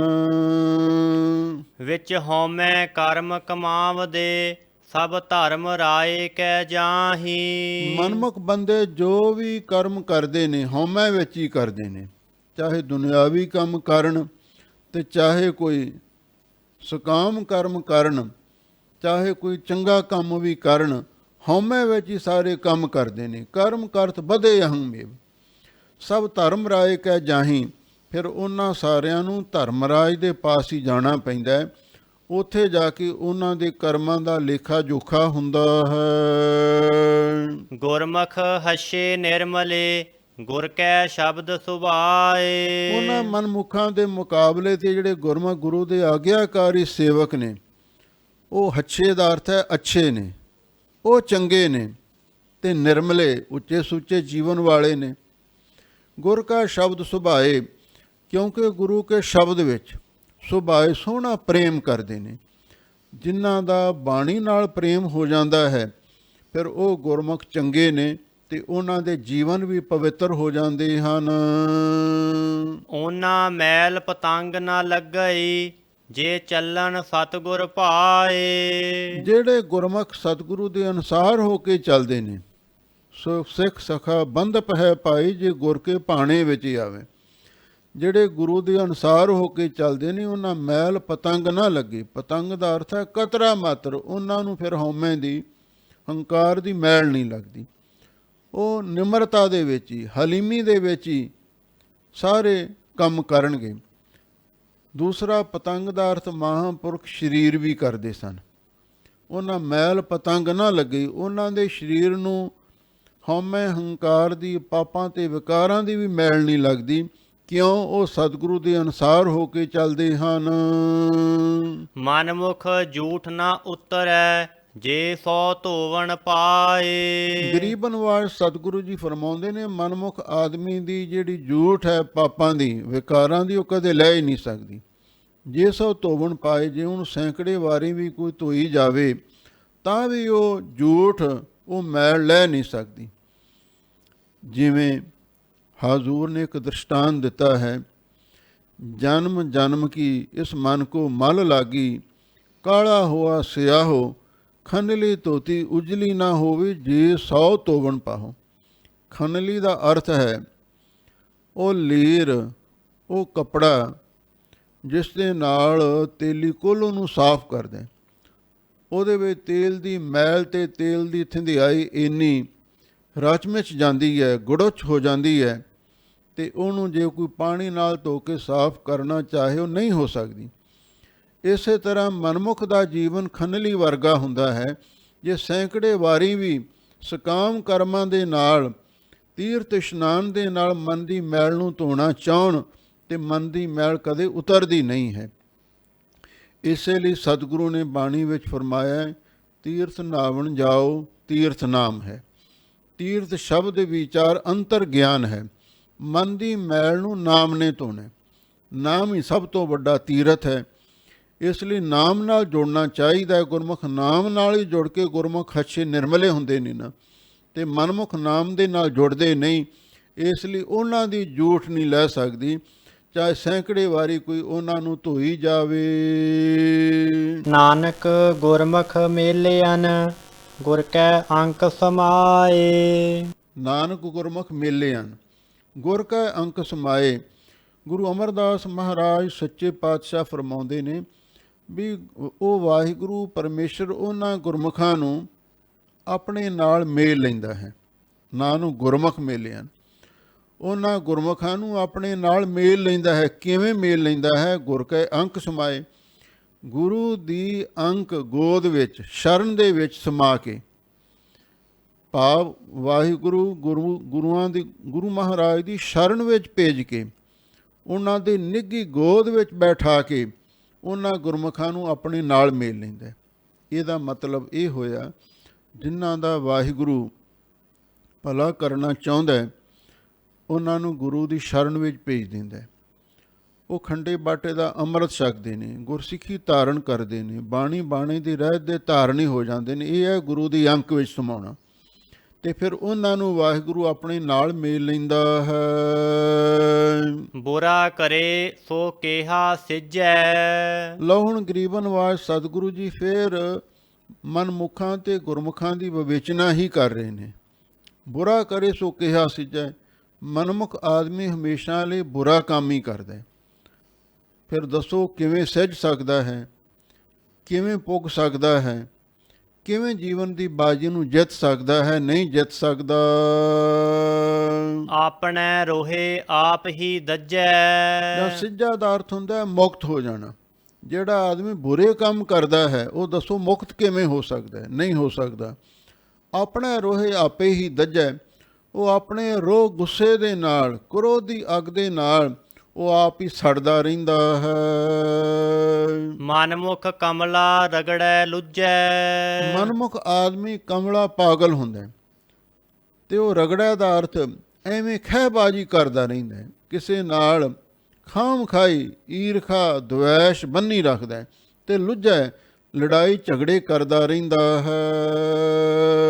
ਗੁਰਮੁਖ ਹੋਏ ਤਿਸ ਸਭ ਕਿਛ ਸੁਝੈ। ਜਿਹੜਾ ਗੁਰੂ ਦੇ ਸਨਮੁਖ ਹੋ ਜਾਂਦਾ ਹੈ, ਗੁਰੂ ਦੇ ਆਗਿਆ ਵਿੱਚ, ਗੁਰੂ ਦੀ ਆਗਿਆ ਵਿੱਚ ਚੱਲਣ ਲੱਗ ਜਾਂਦਾ ਹੈ ਤੇ ਸਭ ਕੁਝ ਸੁਝਿਆ, ਉਹਨੂੰ ਸਭ ਕੁਝ ਪਤਾ ਲੱਗ ਜਾਂਦਾ ਹੈ ਕਿਹੜਾ ਰਸਤਾ ਗਲਤ ਹੈ ਕਿਹੜਾ ਠੀਕ ਹੈ। ਉਹ ਗਲਤ ਰਸਤੇ ਨੂੰ ਛੱਡ ਦਿੰਦਾ ਹੈ ਤੇ ਸਹੀ ਰਸਤੇ ਨੂੰ ਅਖਤਿਆਰ ਕਰ ਲੈਂਦਾ ਹੈ। ਨਾਨਕ ਗੁਰਮੁਖ ਮਨ ਸਿਉ ਲੁੱਝੈ। ਲੋ ਗਰੀਬਨ ਵਾਜ ਸਤਿਗੁਰੂ ਜੀ ਕਹਿੰਦੇ ਨੇ, ਮਨਮੁਖ ਬੰਦਾ ਦੂਜਿਆਂ ਦੇ ਨਾਲ ਲੜਾਈ ਝਗੜੇ ਕਰਦਾ ਰਹਿੰਦਾ ਹੈ, ਪਰ ਗੁਰਮੁਖ ਆਦਮੀ ਆਪਣੇ ਮਨ ਦੇ ਨਾਲ ਹੀ ਲੜਦੇ ਨੇ। ਮਨ ਹੀ ਨਾਲ ਝਗੜਾ, ਮਨ ਹੀ ਨਾਲ ਸਾਥ, ਮਨ ਹੀ ਮੰਝ ਸਮਾਏ।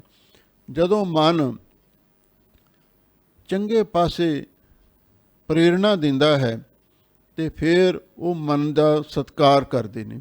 ਜਦੋਂ ਮਨ ਮਾੜੇ ਪਾਸੇ ਨੂੰ ਪ੍ਰੇਰਦਾ ਹੈ, ਜੋ ਸ਼ੈਤਾਨ ਵੰਜਾਇਆ ਸੇਕਿਤ ਪੇਰਾ ਚਿੱਤ, ਫਿਰ ਗੁਰਮੁਖ ਆਪਣੇ ਮਨ ਦੇ ਨਾਲ ਹੀ ਲੜਦੇ ਨੇ। ਇਸੇ ਲਈ ਭਰਤਰੀ ਜੀ ਨੇ ਕਿਹਾ ਹੈ, ਮਨ ਰਪ ਜੀਤਾ ਸਭ ਰਪ ਜੀਤੇ, ਮਨ ਰਪ ਜੀਤੋ ਸਭ ਰਪ ਜੀਤੇ। ਜੇ ਮਨ ਵੈਰੀ ਜਿਉਂਦਾ ਹੈ, ਸਾਰੇ ਵੈਰੀ ਜਿਉਂਦੇ ਨੇ। ਜੇ ਮਨ ਵੈਰੀ ਜਿੱਤ ਲਿਆ ਤੇ ਸਾਰੇ ਵੈਰੀ ਜਿੱਤੇ ਜਾ ਸਕਦੇ ਨੇ। ਤੇ ਗੁਰਮੁਖ ਇਸ ਲਈ ਆਪਣੇ ਮਨ ਦੇ ਨਾਲ ਹੀ ਲੜਦੇ ਹਨ। ਜਿਨ੍ਹਾਂ ਸਤਿਗੁਰ ਪੁਰਖ ਨਾ ਸੇਵਿਓ, ਸ਼ਬਦ ਨਾ ਕੀਤੋ ਵਿਚਾਰ। ਹੁਣ ਅੱਗੇ ਫਿਰ ਮਨਮੁਖਾਂ ਤੇ ਗੁਰਮੁਖਾਂ ਦਾ ਹੀ ਅੱਗੇ ਨਿਰਣਾ ਚੱਲ ਰਿਹਾ ਹੈ। ਜਿਨ੍ਹਾਂ ਸਤਿਗੁਰ ਪੁਰਖ ਨਾ ਸੇਵਿਓ, ਜਿਨ੍ਹਾਂ ਮਨਮੁਖਾਂ ਨੇ ਪੂਰਨ ਤੇ ਸੱਚੇ ਸਤਿਗੁਰੂ ਦੀ ਸੇਵਾ ਨਹੀਂ ਕੀਤੀ, ਕਿਉਂਕਿ ਸਤਿਗੁਰੂ ਦਾ ਹੁਕਮ ਹੈ, ਸਤਿਗੁਰ ਕੀ ਸੇਵਾ ਸਫਲ ਹੈ ਜੀ ਕੋ ਕਰੇ ਚਿਤ ਲਾਏ। ਮਨ ਚਿੰਦਿਆ ਫਲ ਪਾਵਨਾ, ਹਉਮੈ ਵਿੱਚੋਂ ਜਾਏ। ਪਰ ਜਿਨ੍ਹਾਂ ਨੇ ਉਸ ਅਕਾਲ ਪੁਰਖ ਵਾਹਿਗੁਰੂ ਦਾ ਸਰੂਪ, ਗੁਰੂ ਮਹਾਰਾਜ ਸੱਚੇ ਪਾਤਸ਼ਾਹ ਨੇ, ਜਿਨ੍ਹਾਂ ਨੇ ਅਕਾਲ ਪੁਰਖ ਦਾ ਸਰੂਪ ਸੱਚੇ ਸਤਿਗੁਰੂ ਦੀ ਸੇਵਾ ਨਹੀਂ ਕੀਤੀ ਤੇ ਨਾ ਹੀ ਗੁਰੂ ਸ਼ਬਦ ਦੀ ਕਦੇ ਵਿਚਾਰ ਕੀਤੀ ਹੈ, ਅਥਵਾ ਗੁਰੂ ਸ਼ਬਦ ਰਾਹੀਂ ਤੇ ਨਾ ਹੀ ਤਤ ਮਿਥਿਆ ਦੀ ਕਦੇ ਵਿਚਾਰ ਕਰਦੇ ਹਨ। ਓਏ ਮਾਨਸ ਜੂਨ ਨਾ ਆਖੀਅਨ, ਪਸ਼ੂ ਢੋਰ ਗਾਵਾਰ। ਉਹ ਮਨੁੱਖ ਜੂਨੀ ਵਿੱਚ ਆਏ ਤਾਂ ਹਨ, ਪਰ ਉਹਨਾਂ ਨੂੰ ਮਨੁੱਖ ਨਹੀਂ ਆਖਿਆ ਜਾ ਸਕਦਾ, ਉਹਨਾਂ ਨੂੰ ਇਨਸਾਨ ਨਹੀਂ ਆਖਿਆ ਜਾ ਸਕਦਾ। ਫਿਰ ਉਹ ਕੌਣ ਨੇ ਜੀ? ਪਸ਼ੂ ਢੋਰ ਗਾਵਾਰ। ਉਹ ਮੂਰਖ ਢੋਰ ਪਸ਼ੂ ਨੇ। ਢੋਰ ਪਸ਼ੂ ਕੌਣ ਹੁੰਦੇ ਨੇ? ਮੁਰਦੇ ਪਸ਼ੂ। ਉਹ ਤੇ ਮੁਰਦਾਰ ਨੇ, ਮਰੇ ਪਸ਼ੂ ਨੇ। ਅਥਵਾ ਪਸ਼ੂ ਢੋਰ ਗਾਵਾਰ, ਢੋਰ ਪਸ਼ੂ ਉਹਨਾਂ ਨੂੰ ਕਿਹਾ ਜਾਂਦਾ ਹੈ ਜਿਹੜੇ ਮੁਰਦੇ ਪਸ਼ੂਆਂ ਨੂੰ ਢੋਣ ਵਾਲੇ ਨੇ। ਕਈਆ ਗਧੇ ਖੱਚਰਾਂ ਜਿਨ੍ਹਾਂ ਉੱਤੇ ਮਰੇ ਪਸ਼ੂ ਢੋਏ ਜਾਂਦੇ ਨੇ, ਉਹ ਤਾਂ ਉਹ ਮੁਰਦਿਆਂ ਨੂੰ ਢੋਣ ਵਾਲੇ ਉਹ ਨਖਿੱਧ ਪਸ਼ੂ ਨੇ। ਤੇ ਜਿਹੜੇ ਭਾਈ ਸਤਿਗੁਰੂ ਦੀ ਸੇਵਾ ਨਹੀਂ ਕਰਦੇ ਤੇ ਨਾ ਹੀ ਗੁਰਬਾਣੀ ਦੀ ਵਿਚਾਰ ਕਰਦੇ ਹਨ। ਉਹਨਾਂ ਅੰਤਰ ਗਿਆਨ ਨਾ ਧਿਆਨ ਹੈ, ਹਰਸਿਉ ਪ੍ਰੀਤ ਨਾ ਪਿਆਰ। ਉਹਨਾਂ ਮਨਮੁਖਾਂ ਦੇ ਅੰਦਰ ਨਾ ਤੇ ਗੁਰਮਤਿ ਦਾ ਗਿਆਨ ਹੈ ਤੇ ਨਾ ਹੀ ਗੁਰੂ ਦਾ ਧਿਆਨ, ਸ਼ਬਦ ਦਾ ਧਿਆਨ ਉਹਨਾਂ ਦੇ ਅੰਦਰ ਪੈਦਾ ਹੁੰਦਾ। ਨਾ ਨਿਰਗੁਣ ਦਾ ਗਿਆਨ ਤੇ ਨਾ ਹੀ ਸਰਗੁਣ ਦਾ ਧਿਆਨ ਉਹਨਾਂ ਦੇ ਅੰਦਰ ਪੈਦਾ ਹੁੰਦਾ। ਹਰ ਸੋ ਪ੍ਰੀਤ ਨਾ ਪਿਆਰ। ਉਹ ਵਾਹਿਗੁਰੂ ਦੇ ਨਾਲ ਨਾ ਬਾਣੀ ਦੀ ਪ੍ਰੀਤੀ ਕਰਦੇ ਹਨ ਤੇ ਨਾ ਹੀ ਮਨ ਦੇ ਨਾਲ ਪਿਆਰ ਕਰਦੇ ਹਨ। ਮਨਮੁਖ ਮੂਏ ਵਿਕਾਰ ਮਹਿ, ਮਰ ਜੰਮਹਿ ਵਾਰੋ ਵਾਰ। ਮਨਮੁਖ ਬੰਦੇ ਤਾਂ ਵਿਕਾਰਾਂ ਨੂੰ ਭੋਗਦੇ ਭੋਗਦੇ ਵਿਕਾਰਾਂ ਦੇ ਵਿੱਚ ਹੀ ਮਰ ਜਾਂਦੇ ਨੇ ਤੇ ਮਰ ਜੰਮੈ ਵਾਰੋ ਵਾਰ। ਤੇ ਫਿਰ ਦੁਬਾਰਾ ਬਾਰ-ਬਾਰ ਹੋਰ ਜੂਨਾਂ ਵਿੱਚ ਜਾ ਕੇ ਜੰਮਦੇ ਮਰਦੇ ਰਹਿੰਦੇ ਨੇ। ਕਿਉਂ? ਮਨਮੁਖ ਆਦਮੀ ਧਰਮ ਦੇ ਕੰਮ ਤਾਂ ਕਰਦੇ ਨਹੀਂ, ਨਿਸ਼ਕਾਮ ਕਰਮ ਵੀ ਨਹੀਂ ਕਰ ਸਕਦੇ। ਫਿਰ ਉਹਨਾਂ ਨੇ ਹੋਰ ਜੂਨਾਂ ਵਿੱਚ ਜਾ ਕੇ ਹੀ ਕੀਤੇ ਕਰਮਾਂ ਦਾ ਫਲ ਭੋਗਣਾ ਹੁੰਦਾ ਹੈ। ਇਸ ਲਈ ਮਨਮੁਖ ਵਿਕਾਰਾਂ ਨੂੰ ਭੋਗਦੇ ਭੋਗਦੇ ਮਰ ਜਾਂਦੇ ਨੇ ਤੇ ਫਿਰ ਕੁੱਤੇ ਬਿੱਲੇ ਬਣ ਕੇ ਫਿਰ ਉਹੀ ਵਿਕਾਰਾਂ ਨੂੰ ਜਾ ਕੇ ਭੋਗਦੇ ਨੇ ਤੇ ਬਾਰ-ਬਾਰ ਜੰਮਦੇ ਮਰਦੇ ਹਨ। ਜੀਵਦਿਆਂ ਨੂੰ ਮਿਲੇ ਸੋ ਜੀਵ ਦੇ, ਹਰ ਜਗ ਜੀਵਨ ਉਰ ਧਾਰ। ਹੁਣ ਕਰਕੇ ਗੁਰਮੁਖਾਂ ਦੀ ਅਵਸਥਾ ਬਿਆਨ ਕਰਦੇ ਨੇ। ਮਨਮੁਖਾਂ ਨੂੰ ਆਖਿਆ ਸੀ ਪਸ਼ੂ ਢੋਰ ਗਾਵਾਰ, ਔਰ ਤੇ ਮੁਰਦਿਆਂ ਨੂੰ ਢੋਣ ਵਾਲੇ ਢੋਰ ਪਸ਼ੂ ਨੇ। ਦੂਸਰੇ ਪਾਸੇ ਜਿਹੜੇ ਗੁਰਮੁਖ ਨੇ ਹਰ ਜਗ ਜੀਵਨ ਔਰ ਧਾਰ, ਜਿਹੜੇ ਜਗ ਦੇ ਜੀਵਨ ਸਰੂਪ ਅਕਾਲ ਪੁਰਖ ਵਾਹਿਗੁਰੂ ਨੂੰ ਆਪਣੇ ਹਿਰਦੇ ਵਿੱਚ ਧਾਰਨ ਕਰਦੇ ਨੇ, ਆਪਣੇ ਹਿਰਦੇ ਵਿੱਚ ਟਿਕਾਉਂਦੇ ਨੇ। ਜੀਵਦਿਆਂ ਨੂੰ ਮਿਲੇ ਜੀਵਦੇ, ਜਿਹੜੇ ਜਿਉਂਦੇ ਨੇ ਉਹ ਫਿਰ ਜਿਉਂਦਿਆਂ ਨੂੰ ਜਾ ਕੇ ਮਿਲਦੇ ਨੇ। ਜੀਵਤੇ ਕੋ ਜੀਵਤਾ ਮਿਲੇ, ਮੂਏ ਕੋ ਮੂਆ। ਜਿਹੜੇ ਆਤਮਿਕ ਜੀਵਨ ਨੂੰ ਜਿਉਣ ਵਾਲੇ ਗੁਰਮੁਖ ਨੇ, ਉਹ ਆਤਮਿਕ ਜੀਵਨ ਵਾਲੇ ਜਿਹੜੇ ਹੋਰ ਜੀਵਨ ਮੁਕਤ ਮਹਾਂਪੁਰਖ ਨੇ, ਉਹਨਾਂ ਨੂੰ ਜਾ ਕੇ ਮਿਲਦੇ ਨੇ। ਜਿਹੜੇ ਮੁਰਦੇ ਨੇ, ਆਤਮਿਕ ਮੌਤ ਮਰੇ ਹੋਏ ਮਨਮੁਖ ਨੇ, ਉਹ ਜਾ ਕੇ ਮਰਿਆਂ ਨੂੰ ਮਿਲਦੇ ਨੇ। ਜਿਹੜੇ ਆਤਮਿਕ ਮੌਤੇ ਮਰੇ ਹੋਏ ਨੇ, ਅਵਗਤ ਰੂਹਾਂ ਨੇ, ਭੂਤ ਪ੍ਰੇਤ ਨੇ, ਉਹਨਾਂ ਵਿੱਚ ਜਾ ਕੇ ਰਲ ਜਾਂਦੇ ਨੇ। ਤੇ ਜਿਹੜੇ ਗੁਰਮੁਖ ਨੇ ਉਹ ਜਿਉਂਦਿਆਂ ਨੂੰ ਜਾ ਕੇ ਮਿਲਦੇ ਨੇ। ਜੀਵਤ ਕੌਣ ਨੇ? ਜੀਵਤ ਪੇਖੇ ਜਿਨੀ ਹਰ ਹਰ ਤੇ ਆਇਆ, ਸਾਧ ਸੰਗ ਤਿਨੀ ਦਰਸ਼ਨ ਪਾਇਆ। ਜਿਉਂਦੇ ਕਿਉਂ ਕੌਣ ਨੇ? ब्रह्म ज्ञानी सब सृष्टि का करता, ब्रह्म ज्ञानी सद जीवै नहीं मरता। ब्रह्म ਗਿਆਨੀਆਂ ਨੂੰ ਜਾ ਕੇ ਮਿਲਦੇ ਨੇ। ਤੇ ਜਿਹੜੇ ਜੀਵਤ ਭਾਵ ਤੋਂ ਮਰੇ ਹੋਏ ਨੇ, ਉਹ ਉਹਨਾਂ ਮਰਿਆਂ ਨੂੰ ਜਾ ਕੇ ਮਿਲਦੇ ਨੇ। ਮਨਮੁਖ ਆਦਮੀ ਜਿਹੜੇ ਬੇਗਤੇ ਨੇ, ਉਹਨਾਂ ਨੂੰ ਜਾ ਕੇ ਮਿਲਦੇ ਹਨ। ਨਾਨਕ ਗੁਰਮੁਖ ਸੋਹਣੇ ਤਿਤ ਸੱਚੈ ਦਰਬਾਰ। ਗੁਰੂ ਅਮਰਦਾਸ ਮਹਾਰਾਜ ਸੱਚੇ ਪਾਤਸ਼ਾਹ ਫਰਮਾਉਂਦੇ ਨੇ, ਗੁਰਮੁਖ ਉਸ ਵਾਹਿਗੁਰੂ ਦੇ ਸੱਚੇ ਦਰਬਾਰ ਦੇ ਵਿੱਚ ਵੀ ਸੋਹਣੇ ਫੱਬਦੇ ਹਨ। ਜਿਨੀ ਨਾਮ ਧਿਆਇਆ ਗਏ ਮਸਕਤ ਘਾਲ, ਨਾਨਕ ਤੇ ਮੁਖ ਉਜਲੇ ਕੀਤੀ ਛੁੱਟੀ ਨਾਲ। ਇਹ ਗੁਰਮੁਖਾਂ ਦੀ ਅਵਸਥਾ ਹੈ। ਉਸ ਵਾਹਿਗੁਰੂ ਦੇ ਸੱਚਖੰਡ ਦਰਬਾਰ ਦੇ ਵਿੱਚ ਵੀ ਸ਼ੋਭਾ ਪ੍ਰਾਪਤ ਕਰਦੇ ਹਨ। ਹਰ ਮੰਦਰ ਹਰ ਸਾਜਿਆ, ਹਰ ਵਸੈ ਜਿਸ ਨਾਲ। ਲੋ ਹੁਣ ਗਰੀਬਨ ਵਾਜ ਸਤਿਗੁਰੂ ਜੀ ਮਨੁੱਖਾ ਜਨਮ ਦੀ ਵਡਿਆਈ ਕਰਦੇ ਹਨ। ਹਰ ਮੰਦਰ ਹਰ ਸਾਜਿਆ। ਆ ਜੋ ਸਾਡਾ ਸਰੀਰ ਹੈ, ਇਹ ਹਰੀ ਦਾ ਮੰਦਰ ਹੈ, ਇਹ ਰੱਬ ਦਾ ਘਰ ਹੈ। ਕਿਉਂ? ਇਹਦੇ ਵਿੱਚ ਪਰਮੇਸ਼ਰ ਵਸ ਰਿਹਾ ਹੈ। ਜਿੱਥੇ ਰੱਬ ਵਸਦਾ ਹੋਵੇ, ਰੱਬ ਦਾ ਘਰ ਹੀ ਹੁੰਦਾ ਹੈ ਨਾ। ਘਟ ਘਟ ਮੈਂ ਹਰਜੂ ਬਸੈ, ਸੰਤਨ ਕਹਿਓ ਪੁਕਾਰ। ਵਸੀ ਰੱਬ ਹਿਆਲੀਆ, ਜੰਗਲ ਕਿਆ ਢੂੰਡੇ ਹੈ। ਉਹ ਵਾਹਿਗੁਰੂ ਪਰਮੇਸ਼ਰ ਸਾਡੇ ਸਰੀਰ ਵਿੱਚ ਵਸ ਰਿਹਾ। ਦਿਲ ਮੈਂ ਖੋਜ ਦਿਲੈ ਦਿਲ ਖੋਜੋ, ਇਹੀ ਠੌਰ ਮੁਕੰਮ। ਇਹ ਹਰੀ ਦਾ ਮੰਦਰ ਸਾਡਾ ਸਰੀਰ ਵਾਹਿਗੁਰੂ ਨੇ ਆਪ ਬਣਾਇਆ ਹੈ। ਹਰ ਵਸੈ ਜਿਸ ਨਾਲ, ਤੇ ਜਿਸ ਦੇ ਨਾਲ ਹਮੇਸ਼ਾ ਲਈ ਅਕਾਲ ਪੁਰਖ ਵਾਹਿਗੁਰੂ ਆਪ ਵਸਦਾ ਹੈ। ਭਗਤ ਰਵਿਦਾਸ ਜੀ ਨੇ ਲਿਖਿਆ ਨਾ, ਕਹਿ ਰਵਿਦਾਸ ਹਾਥ ਪੈ ਨੀਰੈ, ਸਹਿਜੇ ਹੋਏ ਸੋ ਹੋਈ। ਉਹ ਵਾਹਿਗੁਰੂ ਹੱਥਾਂ ਤੇ ਪੈਰਾਂ ਦੇ ਨਾਲੋਂ ਵੀ ਨੇੜੇ ਹੈ। ਇੰਨਾ ਨੇੜੇ ਹੈ, ਉਹਨੂੰ ਦੇਖਣਾ ਵੀ ਮੁਸ਼ਕਲ ਹੋ ਜਾਂਦਾ ਹੈ। ਜਿਹੜਾ ਨੇੜੇ ਹੋਵੇ ਉਹਨੂੰ ਦੇਖਣਾ ਕਿਵੇਂ ਮੁਸ਼ਕਲ ਹੁੰਦਾ ਹੈ। ਇਹਦੇ ਬਾਰੇ ਮਹਾਂਪੁਰਖ ਦ੍ਰਿਸ਼ਟਾਂਤ ਦਿੰਦੇ ਸਨ। ਜਦੋਂ ਆਪਾਂ ਅੱਖਾਂ ਦੇ ਨਾਲ ਕੋਈ ਚੀਜ਼ ਵੇਖਣੀ ਹੋਵੇ ਨਾ, ਤੇ ਕੁਛ ਦੂਰੀ ਚਾਹੀਦੀ ਹੈ। ਹੁਣ ਫਰਜ਼ ਕਰੋ ਆਪਾਂ ਕੋਈ ਗ੍ਰੰਥ ਪੜ੍ਹਨਾ ਜਾਂ ਸੰਥਿਆ ਕਰਨੀ ਹੈ। ਸਾਨੂੰ ਉਹ ਪੋਥੀ, ਉਹ ਗੁਟਕਾ, ਉਹ ਭਾਗ, ਉਹ ਸੈਂਚੀ ਅੱਖਾਂ ਤੋਂ ਥੋੜ੍ਹੀ ਜਿਹੀ ਦੂਰ ਰੱਖਣੀ ਪੈਂਦੀ, ਫੇਰ ਹੀ ਪੜ੍ਹਿਆ ਜਾਂਦਾ ਨਾ। ਤੇ ਜੇ ਹੁਣ ਆਪਾਂ ਉਹਨੂੰ ਬਿਲਕੁਲ ਅੱਖਾਂ ਦੇ ਨਾਲ ਹੀ ਲਾ ਲਈਏ, ਫੇਰ ਨਹੀਂ ਕੁਝ ਵੀ ਦਿਸਣਾ।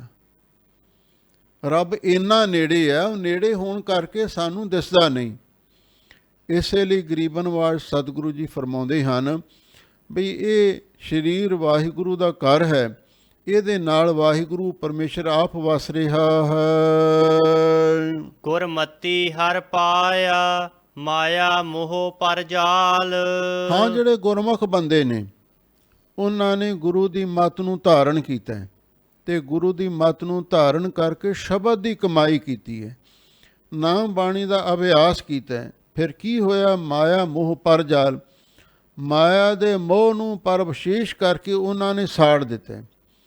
ਮਾਇਆ ਦਾ ਮੋਹ ਇੱਕ ਐਸਾ ਘੇਰਾ ਬਣਿਆ ਹੋਇਆ ਸੀ ਇੱਕ ਐਸਾ ਕਿਲਾ ਬਣਿਆ ਹੋਇਆ ਸੀ ਜਿਹਦੇ ਵਿੱਚ ਅਸੀਂ ਕੈਦੀ ਬਣ ਕੇ ਰਹਿ ਗਏ, ਤੇ ਗੁਰਮੁਖਾਂ ਨੇ ਗੁਰਮਤਿ ਨੂੰ ਧਾਰਨ ਕਰਕੇ ਨਾਮ ਬਾਣੀ ਦਾ ਅਭਿਆਸ ਕੀਤਾ, ਉਸ ਮਾਇਆ ਦੇ ਮੋਹ ਦੇ ਕਿਲੇ ਨੂੰ ਸਾੜ ਦਿੱਤਾ ਤੇ ਫਿਰ ਹਰ ਪਾਇਆ। ਫਿਰ ਉਹਨਾਂ ਨੇ ਵਾਹਿਗੁਰੂ ਪਰਮੇਸ਼ਰ ਨੂੰ ਪ੍ਰਾਪਤ ਕਰ ਲਿਆ। ਹਰ ਮੰਦਰ ਵਸਤ ਅਨੇਕ ਹੈ, ਨਵ ਨਿਧ ਨਾਮ ਸਮਾਲ। ਗਰੀਬ ਨਿਵਾਸ ਸਤਿਗੁਰੂ ਜੀ ਫਰਮਾਉਂਦੇ ਨੇ, ਜਿਹੜਾ ਸ਼੍ਰੀ ਹਰੀ ਦਾ ਘਰ ਹੈ, ਹਰੀ ਦਾ ਮੰਦਰ ਹੈ, ਇਹਦੇ ਵਿੱਚ ਅਨੇਕਾਂ ਵਸਤੂਆਂ ਨੇ। ਅਨੇਕਾਂ ਵਸਤੂਆਂ ਕਿਹੜੀਆਂ ਨੇ? ਜੋ ਬ੍ਰਹਮੰਡੇ ਸੋਈ ਪਿੰਡੇ, ਜੋ ਖੋਜਾ ਸੋ ਪਾਵੇ। ਜੋ ਬ੍ਰਹਮੰਡ ਪਿੰਡ ਸੋ ਜਾਣ। ਜੋ ਕੁਛ ਬ੍ਰਹਮੰਡ ਦੇ ਵਿੱਚ ਅਸੀਂ ਦੇਖਦੇ ਹਾਂ ਉਹੀ ਕੁਝ ਸਾਡੇ ਅੰਦਰ ਹੈ। ਇਸੇ ਲਈ ਦੇਹੀ ਅੰਦਰ ਨਾਮ ਨਿਵਾਸੀ ਆਪੇ ਕਰਤਾ ਹੈ ਅਬਨਾਸੀ। ਬ੍ਰਹਮਾ ਵਿਸ਼ਨੂੰ ਸ਼ਿਵ ਜੀ ਦੇਵਤੇ ਵੀ ਸਾਡੇ ਅੰਦਰ ਨੇ। ਲੱਖਾਂ ਪਾਤਾਲ ਤੇ ਲੱਖਾਂ ਆਕਾਸ਼ ਵੀ ਸਾਡੇ ਦਿਲ ਦਿਮਾਗ ਦੇ ਵਿੱਚ ਸਮੋਏ ਹੋਏ ਨੇ। ਇਸੇ ਲਈ ਹਜ਼ੂਰ ਕਹਿੰਦੇ ਇਸ ਸਰੀਰ ਰੂਪੀ ਘਰ ਦੇ ਵਿੱਚ ਅਨੇਕਾਂ ਵਸਤੂਆਂ ਨੇ। ਨਵਨਿਧ ਨਾਮ ਸੰਭਾਲ। ਪਰ ਜਿਹੜੇ ਗੁਰਮੁਖ ਨੇ, ਨੌਨਿਧੀਆਂ ਦਾ ਖਜ਼ਾਨਾ ਪਰਮੇਸ਼ਰ ਦਾ ਨਾਮ ਹੈ। ਨੌਨਿਧ ਅੰਮ੍ਰਿਤ ਪ੍ਰਭ ਕਾ ਨਾਮ ਦੇਹੀ ਮਹਿ ਇਸ ਕਾ ਬਿਸਰਾਮ। ਗੁਰਮੁਖ ਉਹਨੂੰ ਸੰਭਾਲਦੇ ਹਨ। ਧੰਨ ਭਗਵੰਤੀ ਨਾਨਕਾ, ਜਿਨਾ ਗੁਰਮੁਖ ਲੱਦਾ ਹਰ ਭਾਲ। ਗਰੀਬ ਨਿਵਾਸ ਸਤਿਗੁਰੂ ਜੀ ਫਰਮਾਉਂਦੇ ਨੇ, ਧੰਨ ਭਗਵੰਤੀ ਨਾਨਕਾ। ਭਗਵੰਤੀ ਦਾ ਅਰਥ ਹੈ ਉਹ ਵਡਭਾਗੀ ਗੁਰਮੁਖ ਜਨ ਧੰਤਾ ਯੋਗ ਨੇ, ਜਿਨ੍ਹਾਂ ਗੁਰਮੁਖ ਲੱਦਾ ਹਰ ਭਾਲ। ਜਿਨ੍ਹਾਂ ਨੇ ਗੁਰੂ ਦੁਆਰਾ ਉਸ ਅਕਾਲ ਪੁਰਖ ਵਾਹਿਗੁਰੂ ਨੂੰ ਭਾਲ ਕੇ ਲੱਦਾ ਪ੍ਰਾਪਤ ਕਰ ਲਿਆ ਹੈ। ਪਹਿਲਾਂ ਲੱਭਣਾ ਪੈਂਦਾ ਨਾ, ਗੁਰਮਤਿ ਨਗਰੀ ਖੋਜ ਖੋਜਾਈ, ਅਤੇ ਜਦੋਂ ਆਪਾਂ ਚੀਜ਼ ਨੂੰ ਲੱਭੀਏ, ਹੁਣ ਹੀਰੇ ਮੋਤੀ ਐਵੇਂ ਥੋੜ੍ਹਾ ਲੱਭ ਜਾਂਦੇ ਨੇ, ਉਹਨਾਂ ਦੀ ਭਾਲ ਕਰਨੀ ਪੈਂਦੀ ਹੈ। ਗੋਤਾਖੋਰ ਮਰ ਜੀਵੜੇ ਸਮੁੰਦਰ ਵਿੱਚ ਚੁੱਭੀਆਂ ਲਾਉਂਦੇ ਨੇ, ਫੇਰ ਹੀ ਹੀਰੇ ਮੋਤੀ ਲੱਭਦੇ ਨਹੀਂ ਨਾ। ਹਜ਼ੂਰ ਕਹਿੰਦੇ ਨੇ, ਜਿਨ੍ਹਾਂ ਗੁਰਮੁਖਾਂ ਨੇ ਉਸ ਵਾਹਿਗੁਰੂ ਨੂੰ ਭਾਲ ਕੇ ਲੱਭ ਲਿਆ, ਉਹ ਧੰਤਾ ਯੋਗ ਨੇ ਤੇ ਵੱਡਿਆਂ ਭਾਗਾਂ ਵਾਲੇ ਹਨ। ਵਡਭਾਗੀ ਗੜ ਮੰਦਰ ਖੋਜਿਆ, ਹਰ ਹਿਰਦੈ ਪਾਇਆ ਨਾਲ। ਉਹਨਾਂ ਵਡਭਾਗੀ ਗੁਰਮੁਖਾਂ ਨੇ ਗੜ ਮੰਦਰ, ਗੜ ਕਿਲੇ ਨੂੰ ਤੇ ਮੰਦਰ ਨੂੰ ਖੋਜਿਆ। ਮੰਦਰ ਤੋਂ ਭਾਵ ਸਾਡਾ ਸਰੀਰ ਕਿਲਾ ਹੈ, ਤੇ ਅੰਤਹਿ ਕਾਰਨ ਸਾਡਾ ਮਨ ਕਿਲਾ ਹੈ। ਘਰ ਸਰੀਰ ਹੈ ਤੇ ਕਿਲਾ ਸਾਡਾ ਮਨ ਹੈ। ਉਹਨਾਂ ਗੁਰਮੁਖਾਂ ਨੇ ਪਹਿਲਾਂ ਆਪਣੇ ਤਨ ਨੂੰ ਖੋਜਿਆ, ਫਿਰ ਮਨ ਨੂੰ ਖੋਜਿਆ। ਹਰ ਹਿਰਦਾ ਪਾਇਆ ਨਾਲ, ਤੇ ਉਸ ਵਾਹਿਗੁਰੂ ਪਰਮੇਸ਼ਰ ਨੂੰ ਆਪਣੇ ਹਿਰਦੇ ਦੇ ਨਾਲ ਹੀ ਪ੍ਰਾਪਤ ਕਰ ਲਿਆ। ਭਾਵ ਜਦੋਂ ਉਹਨਾਂ ਗੁਰਮੁਖਾਂ ਨੂੰ ਅਨੁਭਵ ਹੋਇਆ ਤੇ ਉਹ ਵਾਹਿਗੁਰੂ ਕਿੱਥੇ ਹੈ, ਤੇ ਫਿਰ ਉਹਨਾਂ ਨੂੰ ਇਉਂ ਹੀ ਪ੍ਰਤੀਤ ਹੋਇਆ ਵਸੀ ਰੱਬ ਹਿਆਲੀ ਹੈ। ਉਹ ਹਿਰਦੇ ਦੇ ਨਾਲ ਹੀ ਉਸ ਨੂੰ ਪ੍ਰਾਪਤ ਕਰ ਲੈਂਦੇ ਹਨ। ਮਨਮੁਖ ਦਹਿ ਦਿਸ ਫਿਰ ਰਹੇ, ਅਤ ਤਿਸਨਾ ਲੋਭ ਵਿਕਾਰ। ਮਨਮੁਖ ਬੰਦਿਆਂ ਕੋਲ ਵੀ ਸਰੀਰ ਤੇ ਹੈ, ਪਰ ਉਹ ਇਸ ਸਰੀਰ ਰੂਪੀ ਘਰ ਦੀ ਖੋਜ ਨਹੀਂ ਕਰਦੇ। ਮਨਮੁਖ ਦਹਿ ਦਿਸ ਫਿਰ ਰਹੇ। ਮਨਮੁਖ ਆਦਮੀ ਦਸੋ ਦਿਸ਼ਾ ਦੇ ਵਿੱਚ ਭਟਕਦੇ ਫਿਰਦੇ ਨੇ। ਕਾਹਦੇ ਲਈ? ਧਨ ਦੀ ਪ੍ਰਾਪਤੀ ਵਾਸਤੇ, ਸ਼ੋਹਰਤ ਵਾਸਤੇ। ਆ ਤ੍ਰਿਸ਼ਨਾ ਲੋਭ ਵਿਕਾਰ, ਉਹਨਾਂ ਦੇ ਅੰਦਰ ਬਹੁਤ ਹੀ ਤ੍ਰਿਸ਼ਨਾ ਹੁੰਦੀ ਹੈ। ਤ੍ਰਿਸ਼ਨਾ ਵਿਰਲੇ ਹੀ ਕੀ ਬੁੱਝੀ ਹੈ, ਕੋਟ ਜੋਰੇ ਲਾਖ ਕਰੋਰੇ, ਮਨ ਨਾ ਹੋਰੇ ਪਰੈ ਪਰੈ ਹੀ ਕੋ ਲੁੱਝੀ ਹੈ। ਅੰਦਰ ਉਹਨਾਂ ਦੇ ਲੋਭ ਤੇ ਹੋਰ ਵਿਕਾਰ ਵੀ ਹੁੰਦੇ ਨੇ। ਇਸੇ ਲਈ ਮਨਮੁਖਾਂ ਨੂੰ ਉਸ ਵਾਹਿਗੁਰੂ ਦੀ ਪ੍ਰਾਪਤੀ ਨਹੀਂ ਹੋ ਸਕਦੀ। ਮਾਇਆ ਮੋਹ ਨਾ ਚੁੱਕਈ, ਮਰ ਜਮਹਿ ਵਾਰੋ ਵਾਰ। ਮਨਮੁਖਾਂ ਦੇ ਮਨ ਦੇ ਅੰਦਰੋਂ ਮਾਇਆ ਦਾ ਮੋਹ ਵੀ ਚੁੱਕਿਆ ਨਹੀਂ ਜਾ ਸਕਦਾ। ਉਹ ਮਾਇਆ ਦੇ ਮੋਹ ਦੇ ਵਿੱਚ ਹੀ ਘਿਰੇ ਰਹਿੰਦੇ ਨੇ। ਮਰ ਜਮਹਿ ਵਾਰੋ ਵਾਰ, ਇਸੇ ਲਈ ਬਾਰ-ਬਾਰ ਉਹ ਜੰਮਦੇ ਮਰਦੇ ਹਨ। ਸਤਿਗੁਰ ਸੇਵ ਸੁਖ ਪਾਇਆ, ਅਤ ਤਿਸਨਾ ਤਜ ਵਿਕਾਰ। ਉਹਨਾਂ ਮਨਮੁਖਾਂ ਦੇ ਮੁਕਾਬਲੇ ਤੇ ਜਿਹੜੇ ਗੁਰਮੁਖ ਜਨ ਨੇ, ਉਹਨਾਂ ਨੇ ਸਤਿਗੁਰੂ ਦੀ ਸੇਵਾ ਕਰਕੇ ਆਤਮਿਕ ਸੁਖ ਪ੍ਰਾਪਤ ਕਰ ਲਿਆ। ਕਿਵੇਂ ਪ੍ਰਾਪਤ ਕੀਤਾ?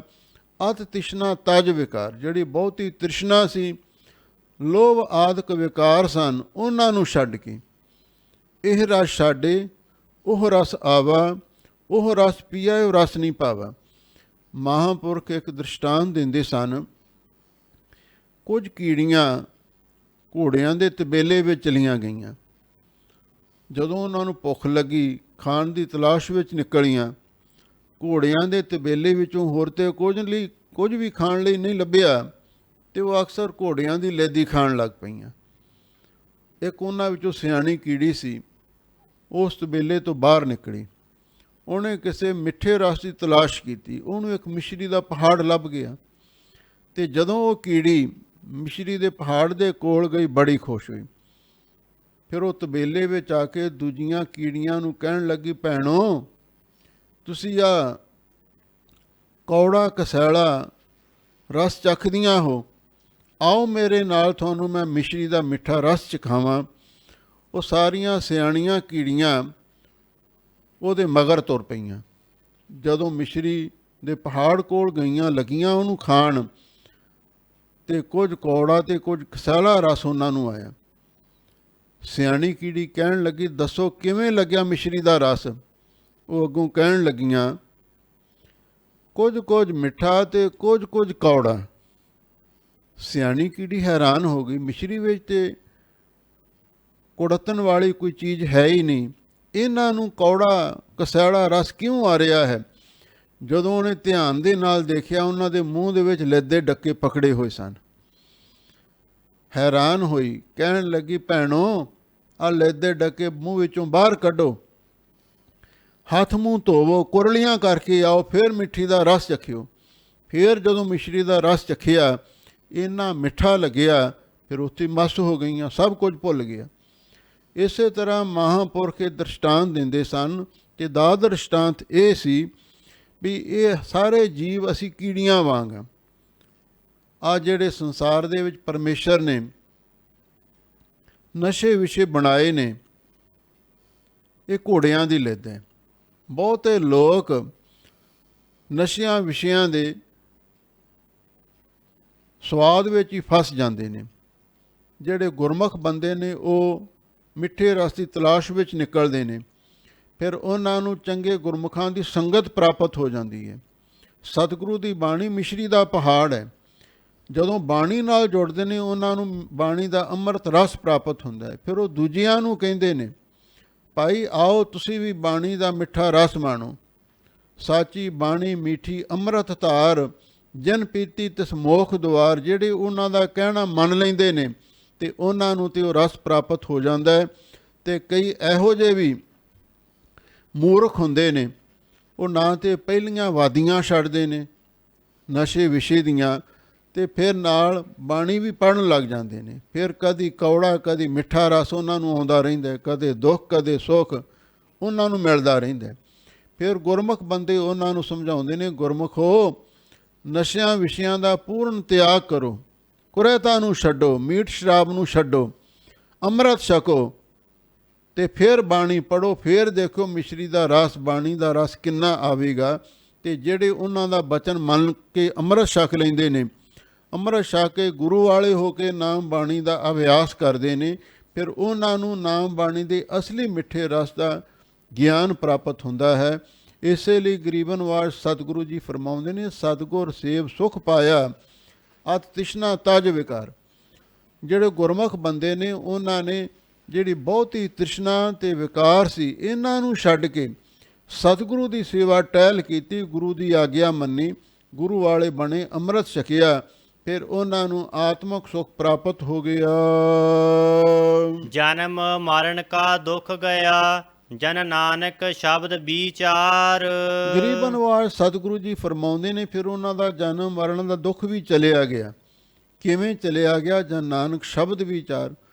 ਉਹ ਗੁਰਮੁਖ ਪਿਆਰੇ ਸ਼ਬਦ ਨੂੰ ਵਿਚਾਰਦੇ ਨੇ, ਗੁਰਬਾਣੀ ਦੇ ਨਾਲ ਡੂੰਘੀ ਸਾਂਝ ਪਾਉਂਦੇ ਨੇ।